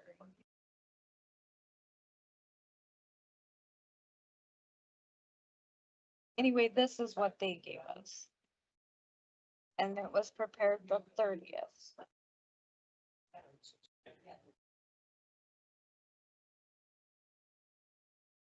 It's, so much information that. Yeah, Friday well, to we'll just 20, leave that. what, So 4 through 8 is 22. And that's what's here. Okay, all right. And nine then through 12 is 25. 25. Okay, I was Okay, looking three, at three, draft bill. six, Okay, yep, you got it. Okay, Yeah. that's right. That's right. Nope, you're good. I was looking at the wrong. Hey, you know, there's a lot of information here. And the draft bill versus the, oh, no, I know you are.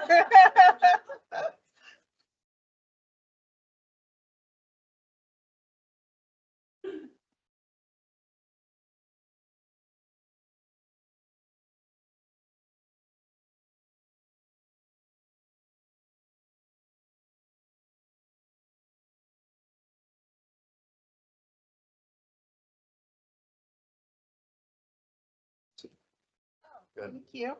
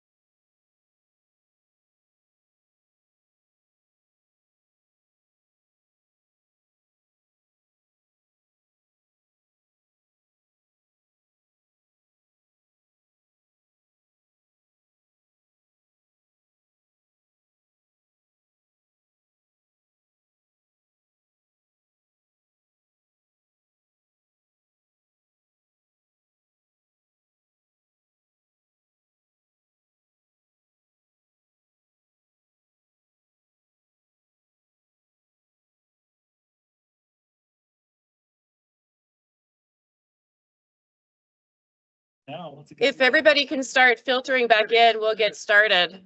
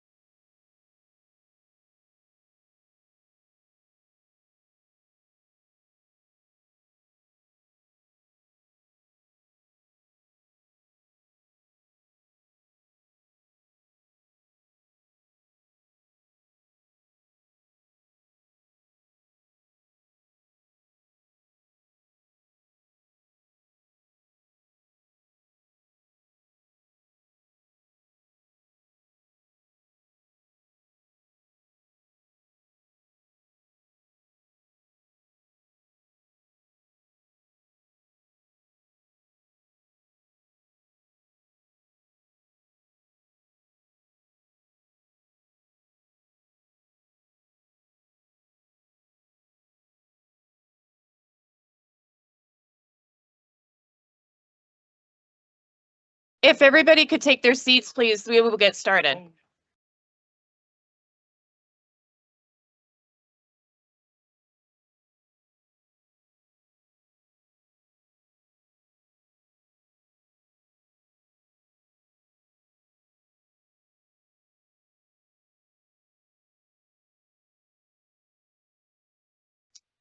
All right, I think what we will start with next then is, Mr. Kramer, can you address nurses and SROs and kind of how they fit into this picture? Perfect timing. We had just the same thought. So, Awesome.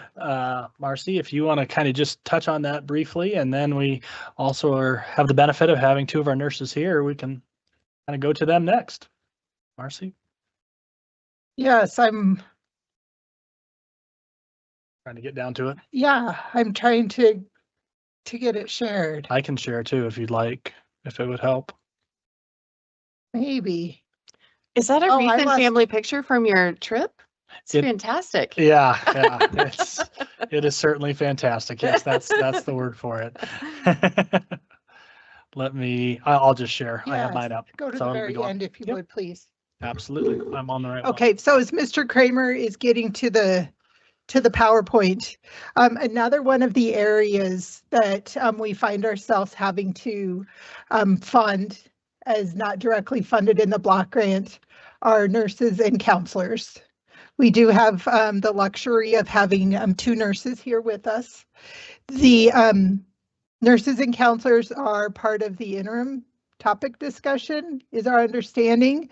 But what we have is very minimal funding for those two categories of positions. We cover a very large footprint across the county. Goshen County School District is the entire county of Goshen. We have prioritized, as there was conversation about deans of students and assistant principals, we've prioritized the need of having 4 nurse positions throughout 6 of our campuses. So what we have here tonight, when they introduce themselves, one of our nurses is covering the 2 elementary schools, and then one is covering the 2 secondary schools. Lingle and Southeast have the luxury of being a K through 12 each and having one person cover the entire campus. So when I spoke to these 2 individuals this morning, we talked about them sharing their story as to what they have happen in a normal day in covering 2 campuses.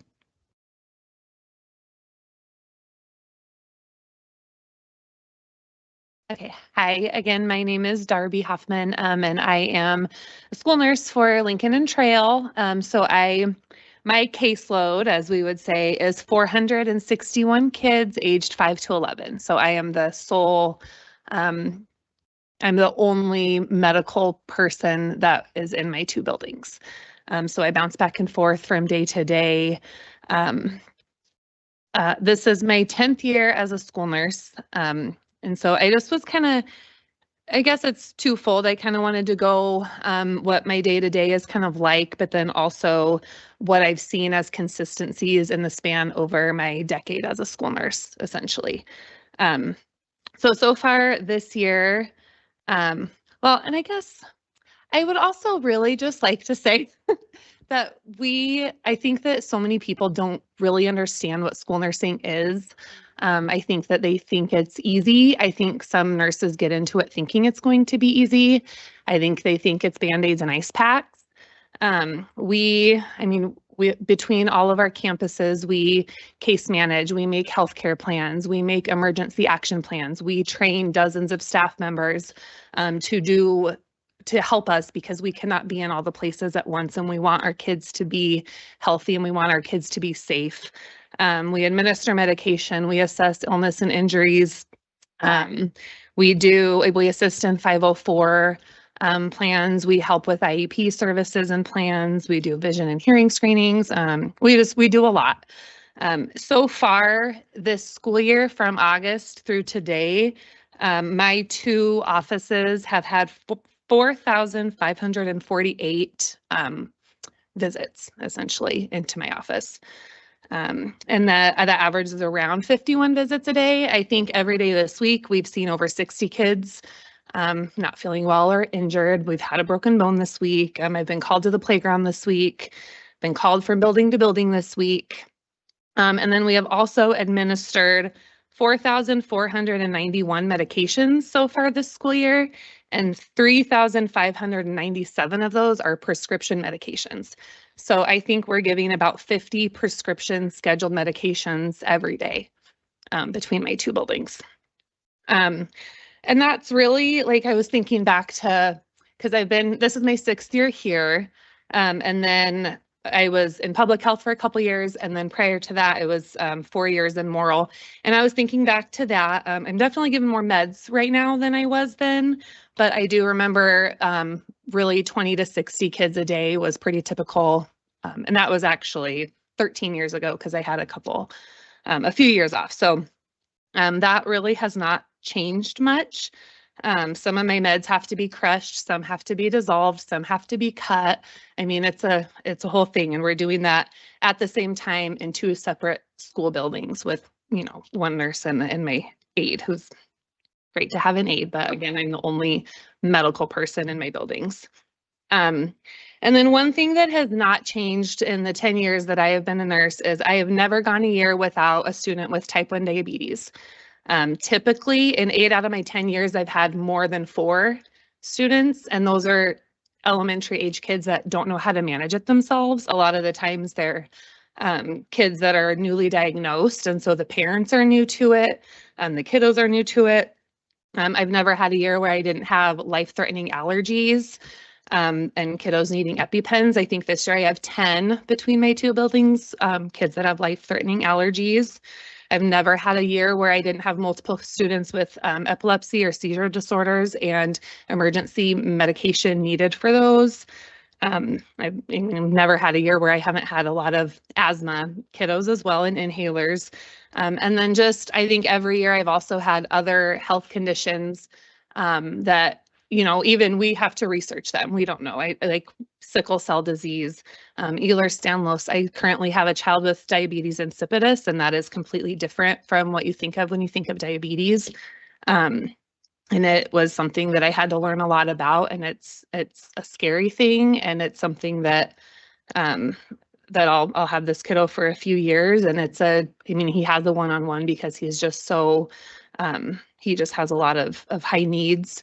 But I guess I feel very sad as a parent and as a school nurse that I guess I don't know if we're being looked at, like if our positions are being looked at to maybe not be here. Because I feel like we are needed to keep the children in our district safe.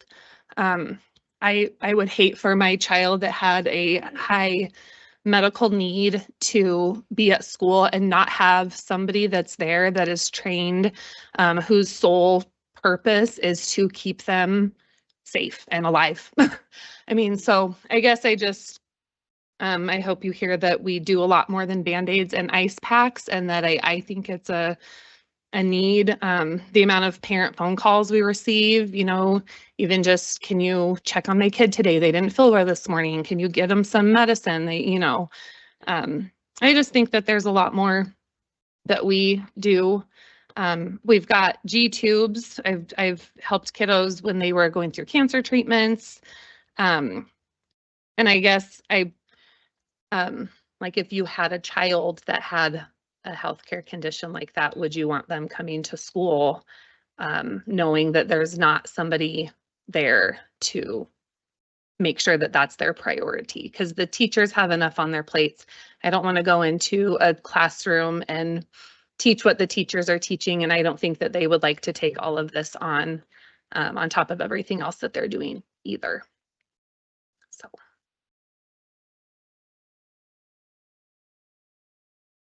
So a lot of what I'm going to say kind of echoes what Darby just said. Like I said at the beginning, I oversee the Torrington Middle School, the high school. I'm also responsible for Compass Academy and Platte River. So that's 4 campuses that I am responsible for the healthcare needs of students on. So sometimes that's fine. And I'm very lucky that I have an incredibly strong and willing group of individuals who help on each of those campuses. But there are still times where I fear for the safety of our students. You know, there's students in this room, but in my heart, each one of them are people. And I think it's so important, like Darby said, that they feel safe being at school and that their parents feel safe letting them come to school. You know, some of my numbers echo Darby's. I've had over 4,000 health office visits between just the high school and the middle school so far this year. I've had between 40 and 50 active seizures. I've had just at the middle school 413 insulin calculations, 323 interventions for low blood sugars just at the middle school. I have 8 diabetic students between the 2 schools, 5 active seizure students at the high school. I have multiple students at other campuses with histories of seizures or anxiety attacks that require support and medical intervention.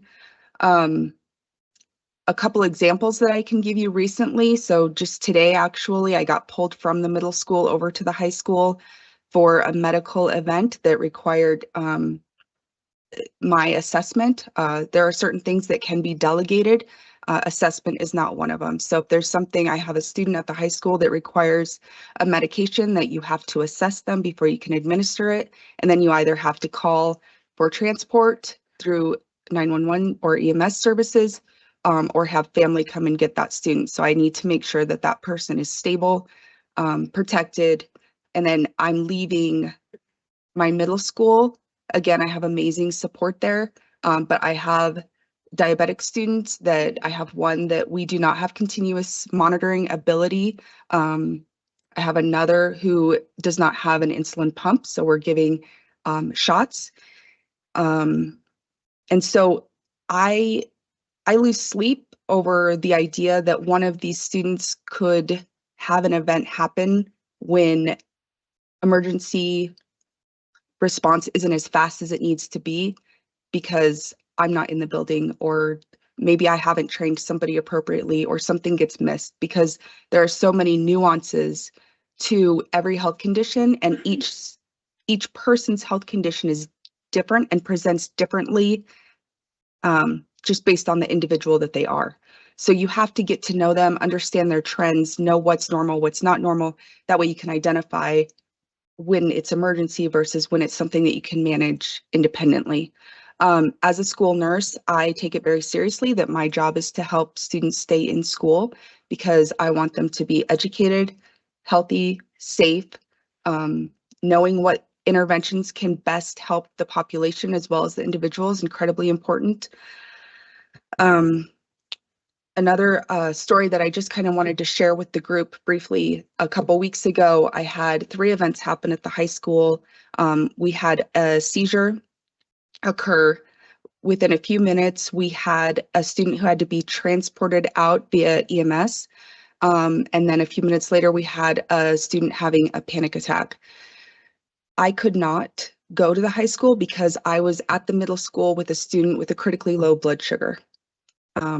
Again, I'm blessed that I have a team that is amazing, communicates with me constantly. I am constantly on my cell phone monitoring blood sugars, giving directives, consulting between different campuses. And that's just a couple of days and a couple of examples. That doesn't go to speak to the thousands of health office visits that we've had, the efforts that we are making to ensure that we're intervening quickly if there are outbreaks of different diseases, to keep kids in school, to get kids back into school, to reach out and say, hey, the student hasn't been at school since they got hurt a few days ago. We need to work on a plan to get them back into school. These students depend on us as a school, and they depend on us as nurses to ensure that they can get a good education and a good solid foundation for life. So I just wanted to share that, and hopefully there is some consideration or components related to nursing, the importance of nursing in our schools, and the acuity of the needs of the students, because it's not just a one-for-one situation. You may be able to manage the care of 800 students if you have 4 critical conditions, but when you have medically complex, fragile individuals in your schools with limited access to resources, I think nursing definitely needs to be at the forefront of those thoughts. Thank you. Thank you, ladies. Yes, please. Thank you, Madam Chairman. So presently, this model you referred to, is that the model presently provides no funding? And so that these 4 nurses are funded out of your flexibility in the block grant. General fund. Do I understand that correctly? The Goshen County School Board over years has said they will prioritize positions like this and other elementary counselor positions that deal with very similarly on the needs of our kids medically. Our elementary counselors deal with those mental health aspects, both of which are not in the model, but the Board of Education for Goshen County has identified that this is a priority, that we do not receive state funding in the model for those positions, and have the ability because of the block grant to do so. Understood. Thank you. Mr. Kramer, does that also include SROs? That is correct. I'll let Marcy speak to the SRO situation and coverage that we have, again, by a board movement, been able to accommodate within the district. Madam Chair, what we have with the nurses and the counselors, there's a pupil support category, and that category is not sufficient for the counselors, social workers, and nurses. We do appreciate the mental health grant and the fact that looks with the proposal to be re-upped for another year. And I believe that there was some conversation with the amendment to kind of reactivate the counselor allocation, but the nurses and the school resource officers have been interim topics that Goshen County School District chooses to enter into an agreement with the Torrington Police Department. We have what we pay for being portions of 2 people in Torrington. And then we have one that we're very fortunate that Southeast and LaGrange are covered with a part-time person. Mr. Kramer was able to negotiate agreements through Torrington Police Department and Goshen County Sheriff's Office in order to be able to provide that service and the ability to Torrington Police Department to operate outside of their city jurisdiction, but we receive no funding for the SROs, and we're paying for 1.5 people. And I just want to echo on what Marcy had referenced, but the partnership and the leadership provided by the Goshen County Sheriff's Department and Torrington Police Department are the reason that we're able to have SROs. Their leadership in those positions and cooperation have allowed us to do something that other districts are not able to do. And it's because of the job that both of those individuals and their departments do and cooperate and are part of our communities, along with Lingo Fort Laramie in their work that we have to help our schools in situations for mental health needs, law enforcement needs, and as the school nurses identified, the needs of our students for medical needs. And I do want to realize and empathize with the legislators and Senator Steinmetz in relation to the tough decisions, because our board has had to make tough decisions in that, because we do know, based on those numbers, ideally in a perfect situation, we would have 6 or 7 nurses for these campuses, but we've had to make tough decisions based on our current budget of what can we do to balance those things out, and had to depend on our school nurses to create these teams that they referenced and their leadership abilities to do so, to properly keep kids safe and just a varying amount of medical needs. It's just amazing as you heard those numbers as I did.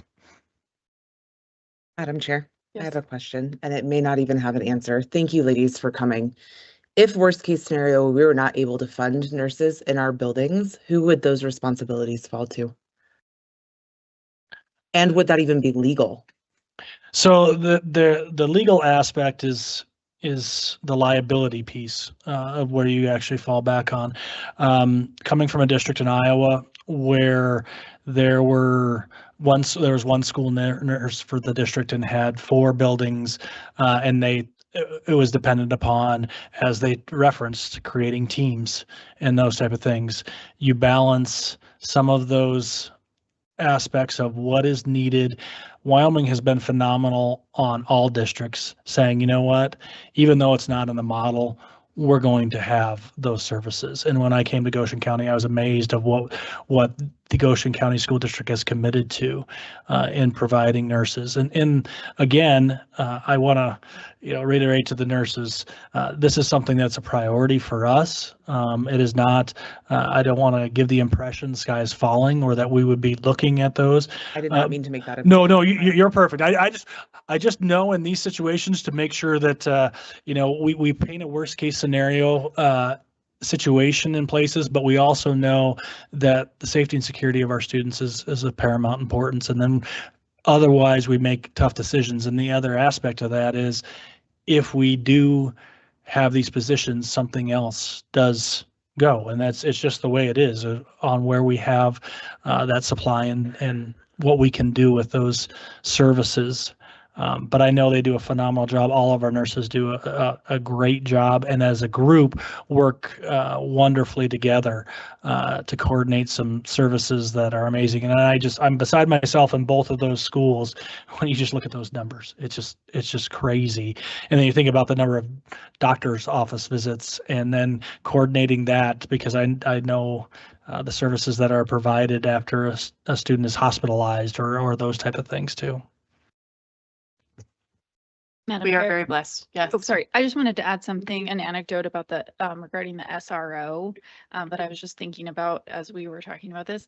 I also know of a Torrington police officer who is worried at times about the response time to Southeast, which I think is really unique to like our giant area, right? Mm-hmm. Who went at his own expense through the substitute certification program at EWC, so that on his days off, he can be in the building where his children attend and his wife teaches, in case there is some kind of emergency, just because we do not have that ability at this time. I was just going to say that, Trustee Strampy, that we've been very lucky and blessed with our SROs as well, because we do have that additional legislation, right, with the open carry, and that has put an additional burden on them as well. And so this board has made it a priority to use our flexibility to fund both the nurses and SROs as well as the counselors. But again, And I know we're beating a dead horse, and I know we're preaching to the choir. I get that, but I think that the community needs to hear these are direct hits to our kids if that amended bill goes through as proposed. I mean, there's no ifs, ands, or buts about it. Madam Chair, Yes, can I speak for just a minute? course. Okay, Representative Williams, Senator Steinmetz, I just wanted to share on the nurse, and ladies, thank you for sharing your information. Yoder is in one of those situations where they don't even have an ambulance anymore. So if something were to happen at Southeast, we would be waiting on an ambulance to come from Hawk Springs or Torrington. And we've done that before. It took about 45 minutes, and because there was confusion on who was responding. Torrington started off, then Hawk Springs called them off, and then Torrington ended up coming anyways. It is for a kiddo who has a heart condition at our school, still attends our school, sees Nurse Lori, if not daily, multiple times a week. It is a medicated situation. Usually Nurse Lori can get her calmed down, stuff like that, but we have had to transport her more than once, and without an ambulance in Yoder, it does get quite scary sometimes. And then on the SRO part, we used to do major drills in our district. And as a part of that, we had to sit down with local law enforcement and plan out quite elaborate scenarios that they would enact. And we were told that if there were an intruder or a school shooting at Southeast, without an SRO, we need to plan on surviving for 20 minutes before law enforcement would get there. With Mr. Irons in place, and that was from the officers that were helping us plan it at that time. That is not current information. Corey, when was that? You were at Southeast still? It's been in 2015, 2016. Okay. Yeah. But that's not current. With Officer Irons, he still farms and does all that kind of stuff. So we're, still in a bit of a predicament. But he's usually there within 10 to 15 minutes if we call him. And we have not had a major emergency where he has just come. Usually he, puts his uniform on and comes over and stuff like that. But that is the time frame that we're looking at if we need to survive an event like that. Thank you, Mr. Williams. Should we move on to personnel salaries?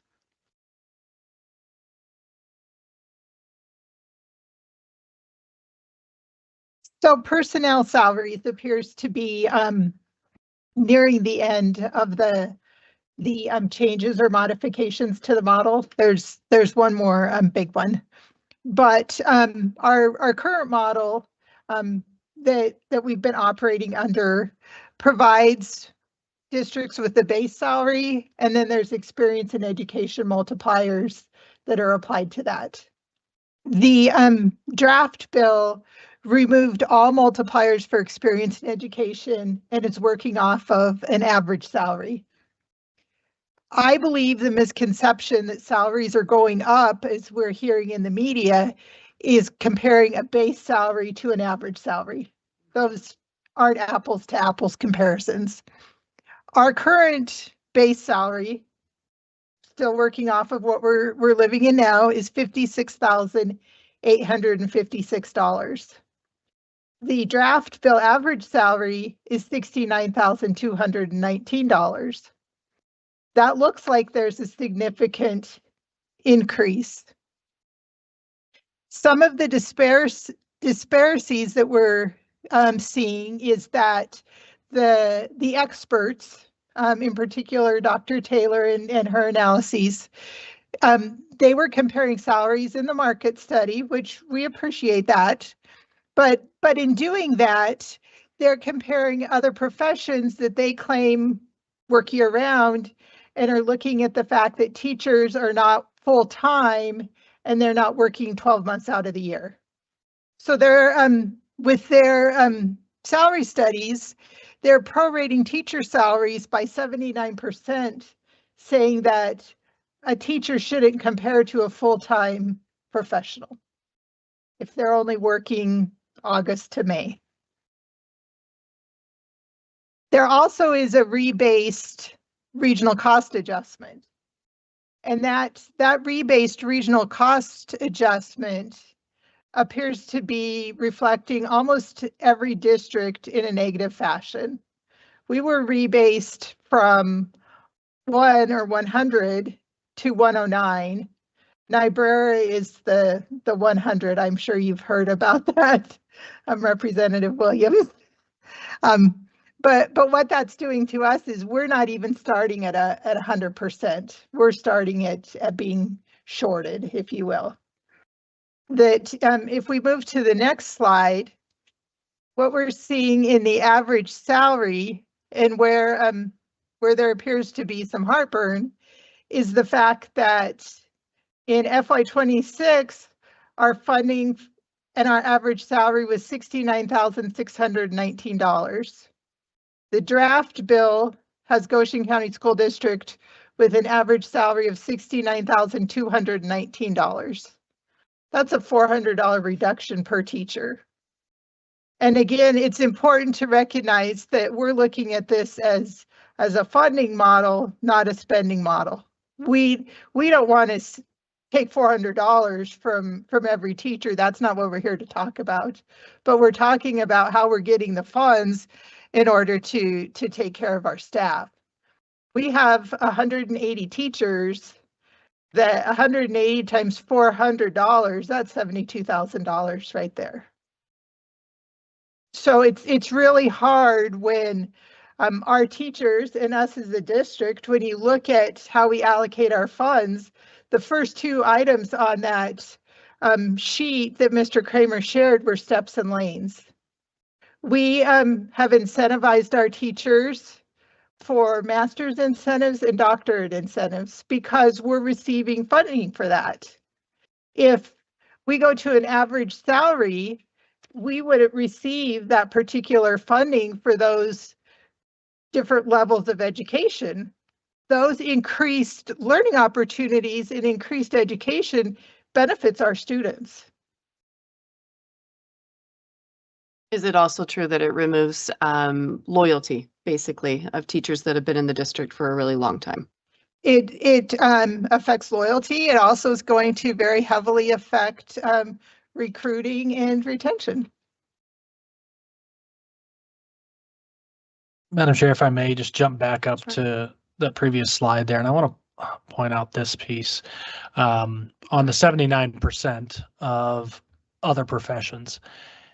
If you were to look at only the singular time in which school employees are at school because of the school calendar, I can understand 79%.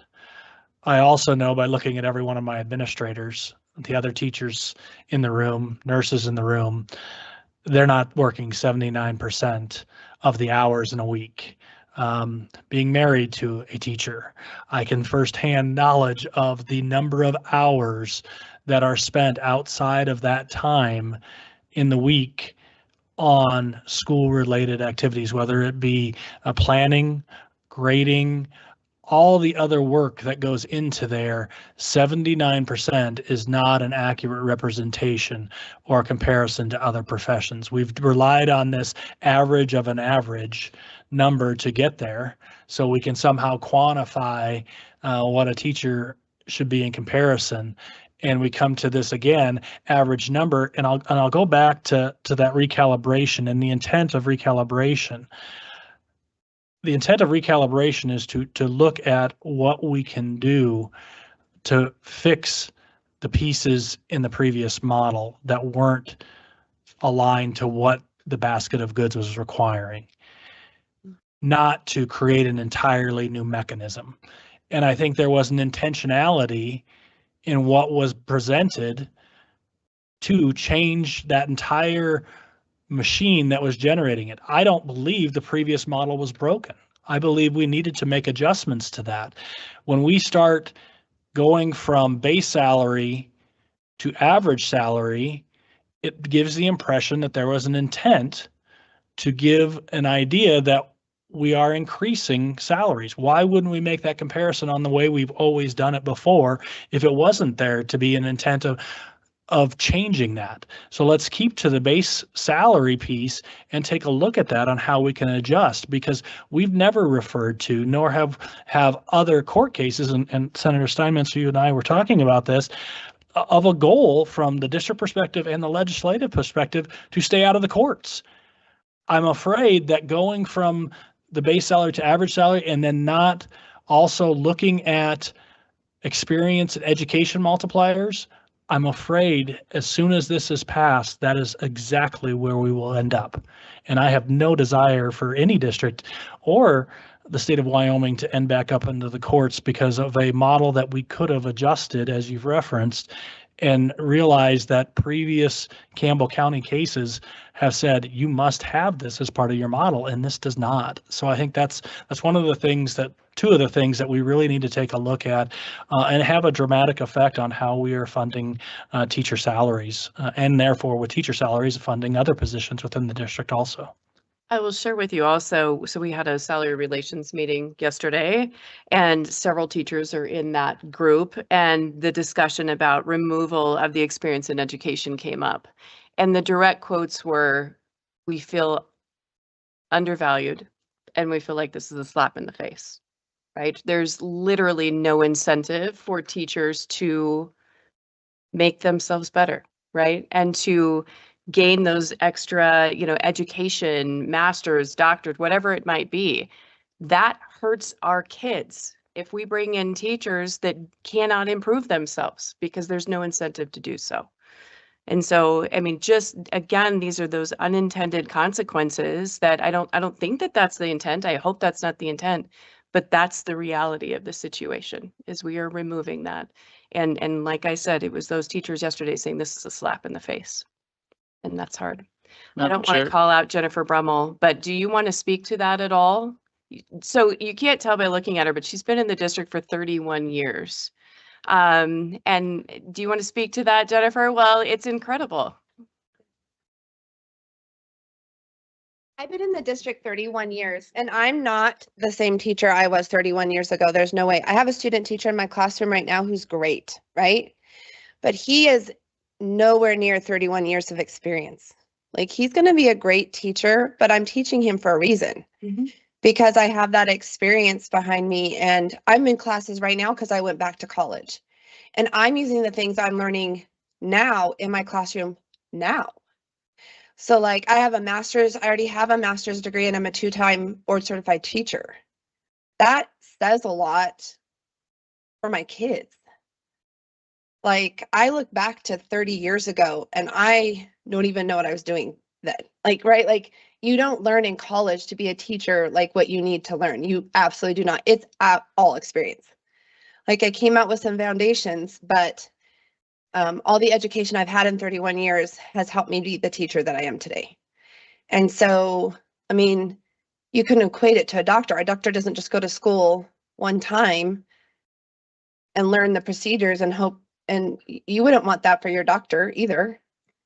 And so I don't want that for my kids either. I want teachers who are, for my kiddos, I wanted teachers who were eager to learn and to go back to school and to bring to the classroom new things and that sort of thing. And so I think this was the hardest one when I heard this yesterday. I was like, oh my gosh, like you don't believe that I am a professional and I need future training, and that my experience, my 31 years doesn't mean anything. Like, I just couldn't believe when those words were spoken yesterday.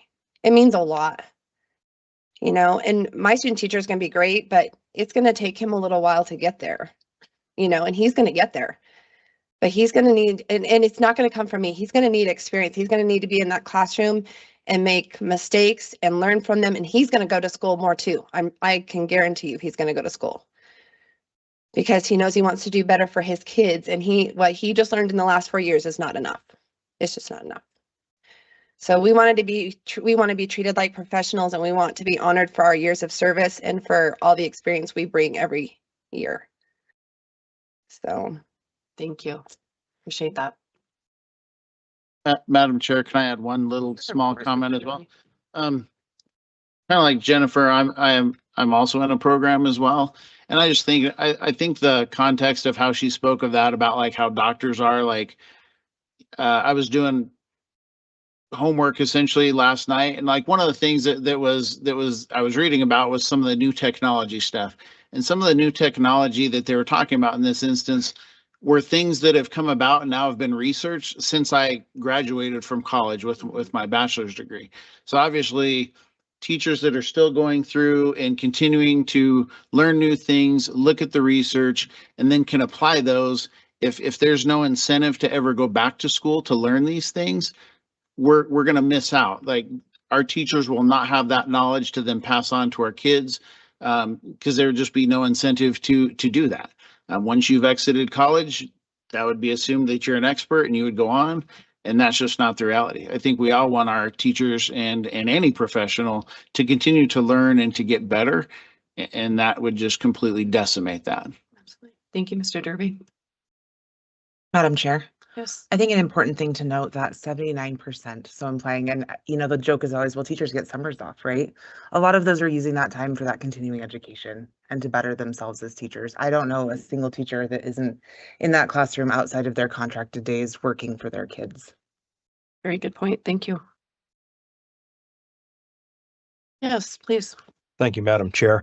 I'd just like to thank everybody for this conversation. I've had the personnel salary conversation with Weston 7, Weston 1, Niobrara, and I learn a little more every time. And admittedly, I'm not great at shell games, but I appreciate the clarity and all you've done to help my understanding of this topic. So thank you. Madam Chair. Yes. I'd also like to share that we chose to focus on the teacher salary because that's our largest population. This is affecting all salaries of all employees in the district. So we have education and experience for our paras, principals, secretaries, all categories, and all categories are in the model. It just was that this was our largest population, so I felt it was important to stress this one. Thank you for that. Along with this, should we go to the superintendent salary? Sure. We are getting close, I promise. We've got just that and then insurance, right? Under the superintendent average salary, this is one of those unknowns. And as I've spoken with other districts and other business managers, there's really not a clear concept as to what the intention or how this truly would be dealt with, in that the model reads that districts shall not compensate superintendents greater, the superintendent compensation shall not exceed 233% of average teacher salaries. But it doesn't tell us what's going to happen if we do. And I'm not saying that we will, but again, it's the local control concept and the funding model piece of it. What we have, and what I think is important to share, is that we do have a difference in that it states compensation, and the idea is that it be salary plus benefits. We are simply comparing salaries here because our superintendent receives the same benefits as the teachers, of where the comparison is. So when we look at FY25, the actual superintendent salary was $165,315. For that same year, the average teacher salary at a 233% inflation factor is $162,213. That means that our superintendent is being compensated, or his compensation is exceeding the directive by $3,100. A couple things that aren't being considered, and I'll let Mr. Kramer speak to this as well, is that these two classifications of employees are working a different number of days. Mr. Kramer's working 12 months out of the year. I see him here. The teacher contract is not for the same number of days. That's a disconnect. The other thing here is that if we are forced to micromanage that superintendent piece, if we lose our superintendent, to try and recruit a superintendent would be nightmarish. And with that, I'm gonna pass it. So really, in comparison to other districts, we're in pretty good shape. Honestly, for Goshen County, when it will be my time eventually to leave the district. Currently, that is an attractive salary package to attract a superintendent to this district. I've had 10 years of experience as a superintendent. I also then, in addition to that, have had 23 years in administration. So I believe I'm appropriately compensated, and so I think we are in a good position as a district when we look at this comparability. The one thing I would point out is I feel I do already have a cap, and I think every superintendent in the state already has a cap, because in my district, there are 9 elected officials who are elected by our community who control my salary every year. They have the ability to say exactly what that salary will look like through the evaluation processes. I'm evaluated 2 times a year. When we look at the average salary for Goshen County, you can see how that correlates. When you look at the average salary of some of our larger school districts, and you look at the comparability of being a superintendent in one of those districts and trying to attract a person to fill those positions, please research also now the pool of candidates for superintendent openings. It continually declines. And so to fill some of these positions with what a superintendent would be capped at, I believe you would be absolutely handicapping many of our school boards in relation to their ability to recruit and retain. The average superintendent in the district is 2.5 years. That type of turnover in that position has an absolutely negative climate aspect to relationships that they build with board members and also with the community itself. And so there are aspects of this that certainly need to be looked at and investigated, and how it will affect, again, locally. We have local control with locally elected officials that I think is important to take a look at in relation to that. But I don't have anything other additional to that. I can't imagine as a board how we would have any power to recruit and negotiate. I mean, that would be completely removed from us. We already have a hard time recruiting, again, for people to come to Goshen County unless you have family here or some tie here, and that would be completely removed. All right, let's move on to health insurance. And again, I think that the approach with health insurance, Marcy, mainly just because it's getting late and this meeting's gone a little bit longer than we had planned, but the big picture with health insurance, and you can give all the numbers and the specifics, but the big thing with health insurance is just that this is a big ask. And frankly, the homework hasn't been done, right?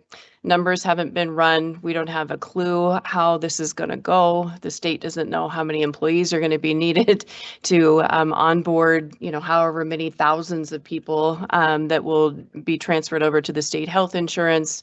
We just don't know what this is going to look like. And it's a little late in the game to be trying to find out what those answers are as this bill is being proposed. So Marcy, do you want to hit some of the high topics or the high points with the numbers? Well, because of the timing, let's let Miss Laura speak to it as the HR director, and I can help her out if need be. Is your mic on? There you go. There we go. All right. So thank you, Madam Chair, Representative Williams, and Senator Steinmetz. Everything that you've heard tonight impacts everything that human resources does. So we've talked about retention, we've talked about recruitment, and health insurance is no different. With the loss, if we were to lose the ability for our board to control our compensation packages, that includes our ability to recruit our superintendent, to adequately compensate our teachers. We lose the ability to recruit and retain quality employees. And there's no exception with the loss of the ability for our insurance. because we, as a board, the board helps us develop our compensation packages. That includes our health insurance packages. If we lose the ability to determine those compensation packages, we lose our ability to be competitive with others in our state. And it's already been mentioned that we're not the most beautiful section of Wyoming. And so we have to look. You have to be here. Right? Yeah, I see heads nodding. Yes. So we have to be creative in what we do. And the ability for our boards with local control allows us to be able to work on those compensation packages, develop them, and health insurance is one of those that we look at, all of our insurance package.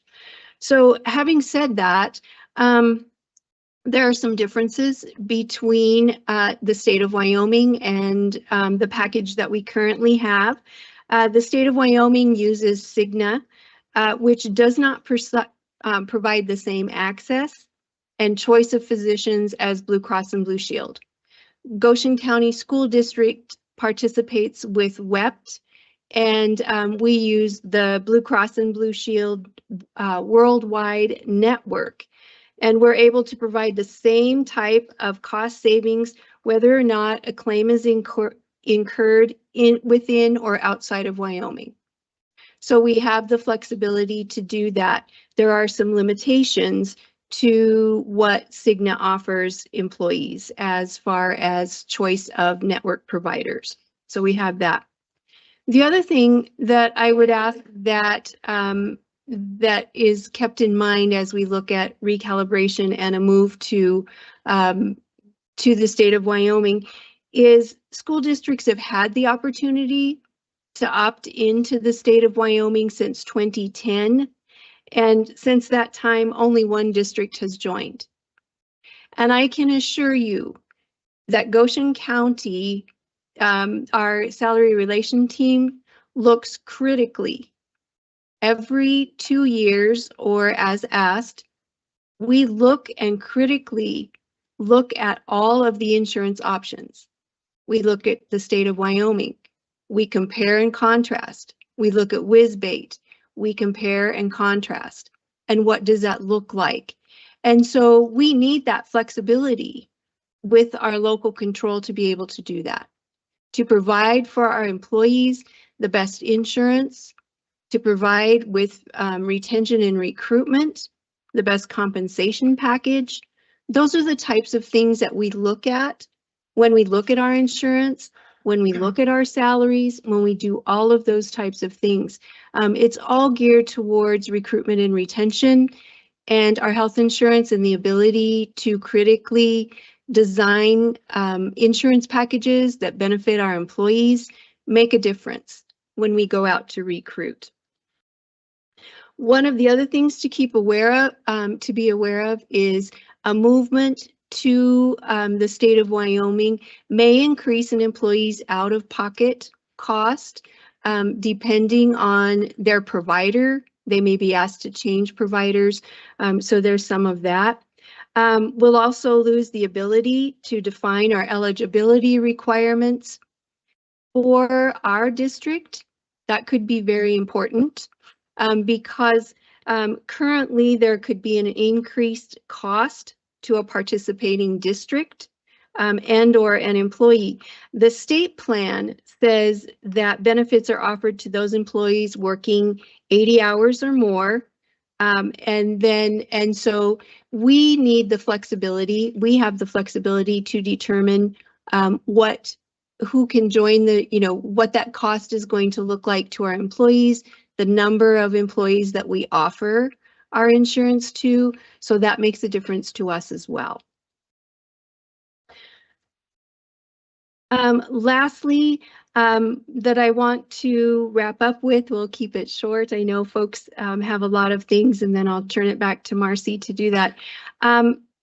What the school district does, when I was referring to the 80 hours, school districts that offer benefits to employees working 20 to 30 hours a week are currently able to determine the benefit plans that we offer, what that looks like, and make appropriate premium splits to the needs of the district. If we go to the state of Wyoming's plan, that control is taken away. And then it is done at the state level. So, and the last thing just to touch on is there's always the unintended consequences. With the state of Wyoming, if we move there, there would have to be an increase in their EGI office to accommodate all of us that are coming in. I think I can't speak for everyone that has used WEPT, but WEPT has an association with Willis Towers Watson, which is an insurance consulting company.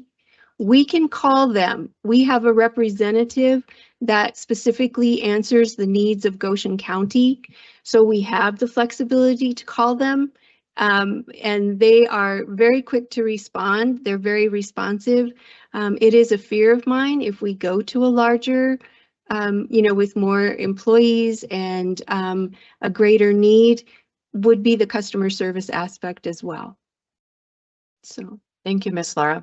You're very welcome. It's important to note, just so the community understands as well, our salary relations put together a committee and they spent hours talking about insurance. Trustee chairs will never forgive me for putting her on that one.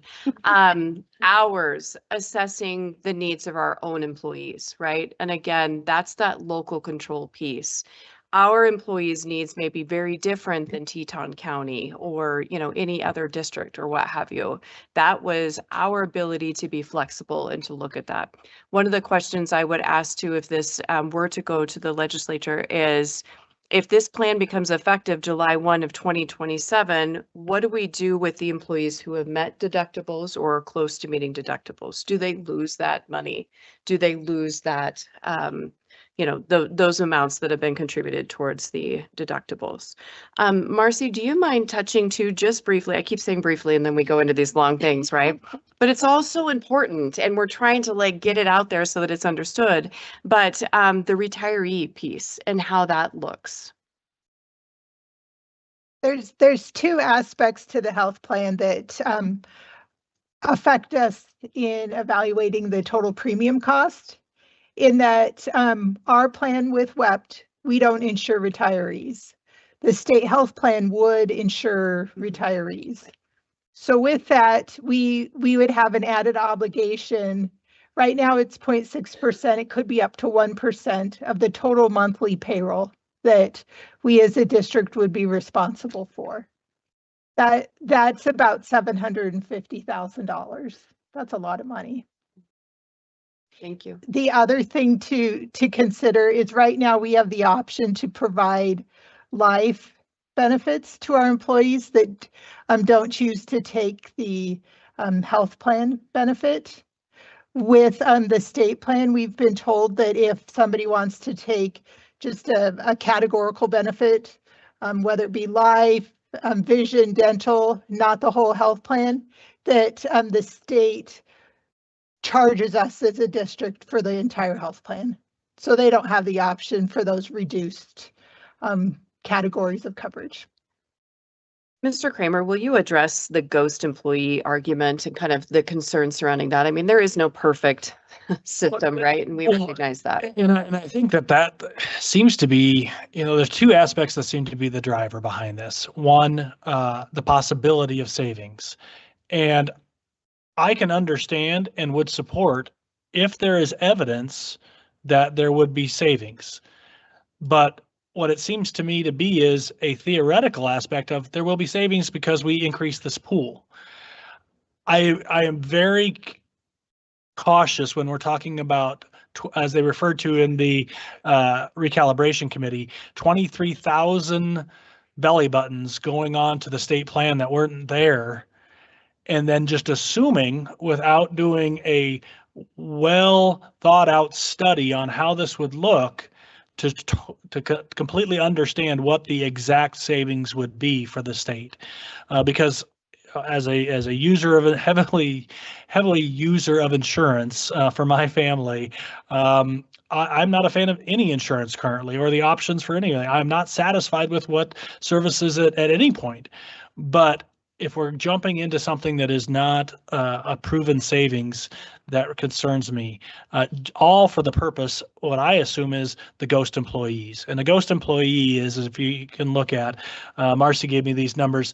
Currently, the general fund covers 253 staff members is what we're funded by. And then the 347 total employees, where you see that number being 81.77% of those employees. We're receiving funding in the block grant for the whole group. And I understand where that is something that if you're looking again at just the number, that would aggravate me from the outside. But also I would go back and point out to the other areas where we talk about extracurricular activities, we talk about our current location of average salary and where we're on the base compared to the model. Those monies that are coming from the state aren't going into someone's immediate pocket and lining those pockets. They're going back in to service our students. And the other aspect is if we look at the increase that the state has had in their health plan and manipulated when they've increased that, because you can't tell me that health insurance went up 0% last year. That is not the case. And that's yet what we were funded by. That is being manipulated because there is a piece of that where the ghost employees need to be reeled back in. When we manipulate two systems, and I completely, again, I empathize with those down in Cheyenne that look at that number and say, why are we paying for these employees? It's because we're not properly funding other parts of the model. That's why. Let's come together. Let's come to an understanding and say, you know what? This really bothers me. Let's get rid of it. I can understand that, but then let's accurately reflect the rest of the model also. And then we can come to an understanding. And again, it comes down to communication and working together, because I do, again, understand that frustration. Thank you. Any questions that we haven't answered or that you have now after all of that? Sure. Madam Chairman, and I would agree with that. I think that the level of frustration is because we have they call them ghost employees or ghost teachers that we're paying salary, benefits, retirement, all of that on. And people in the legislature feel a disconnect with how the funding model is working and how the money is being spent. And I don't think we have a very accurate way. We have the crew report, but I don't think we have a very accurate way to get a handle on what is needed. For example, the nurses, it does say here that they're going to fund, it's unchanged for 27, 28, and they're giving them 1 FT per prototypical school, which whatever that means. And so they're leaving that in until the interim when they can talk about it. I would hope in the interim they would talk about how our system has changed over the years and how much more services we are providing. And I think we all recognize the shape our society is in with our families. My brother-in-law and sister-in-law just retired from Glen Rock as teachers, and then my niece was a teacher, but she went home to raise her kids. And so just the responsibility that they have taken on as teachers and faculty of the school over the years has increased so much. My brother-in-law, if I can quote him, he's out of town, so I bet I can. He said, I have to be their father now. I'm not just their teacher, I'm their dad. They come and they, for so many of our at-risk people. So we get it. I don't think anyone wants to have an adversarial relationship, but I also would point out as we close this meeting that we're looking at a shortfall in the year 2030 budget of $814 million in the school foundation program. And so that's the other side of what we have to look at. Now, some of that is from some property tax reductions and the automatic escalators that are in the model. They're built in right now. But as we all know in this room that rely on property tax funding, and we have to constitutionally make that up. You know, it's, if there's a property tax decrease, the legislature will step in and make that up, which is some of the reason we're seeing this number increase. However, there's a ballot initiative that was put there by the citizens that is a 50% reduction coming up in 2026. And so as we contemplate that, that's nothing that's in our control. That's on the ballot for the citizens to vote on. So those are the other things we're grappling with. And I agree that better communication is imperative as we move forward. We need your state representatives to come to the table and offer some solutions for us so that we aren't having a lot of unintended consequences because we're trying to find a solution and meeting resistance, saying we can't, we can't do anything except put more money into the system. And at some point, and whether Representative Williams and I are still in the legislature at that time or not, at some point there will be a day of reckoning where these numbers can't sustain what we're doing anymore. And we just have to figure that out. What does it look like? Is there something else that can be, that we're willing to forego as a state that's outdated? Because just as our budgeting system has evolved over time and it become more and more complex, maybe there are things and services that citizens don't want anymore. That's one of the other topics, that there's a movement to eliminate the business council. Just all of those topics are on the table right now, and we have to decide what we want and expect as a society and how we're going to pay for it, because that's our social compact that we've made when we instituted governments for the service of our citizens and for our welfare. And so we have to revisit those things as time goes on. We're at the 250th year of anniversary of our nation.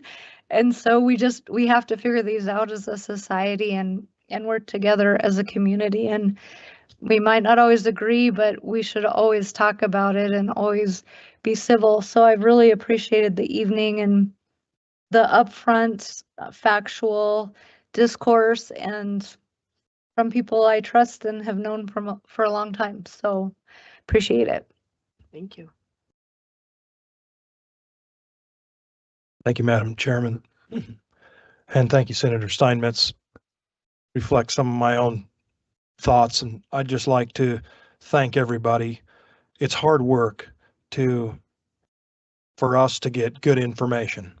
And a lot of times it's like mining for gold or pulling teeth, because everybody's busy. Everybody has somewhere else they could be tonight. And meetings like this are absolutely necessary for us to do our job correctly. And so I'm in the legislature with the next generation on my mind. That's why I'm there. It costs me money to be in the legislature, but I feel the responsibility to steward this state like past generations have for the sake of the next generation. And I believe we have that common ground. And so I just can't overstate how much I appreciate meetings like this. And thank you for taking the incentive and inviting us here tonight. Thank you both for investing in our future of our kids and our schools. We appreciate that. And thank you to all of you sincerely for taking the time and putting the work that you have into this. I truly appreciate each and every one of you. And I am hopeful that we can get there to land somewhere that we can all be comfortable with. So with that, I would entertain a motion to adjourn. Is there a second? All right, all those in favor of adjourning this meeting, please signify by saying aye. Aye. Any opposed? Meeting adjourned. Thank you all.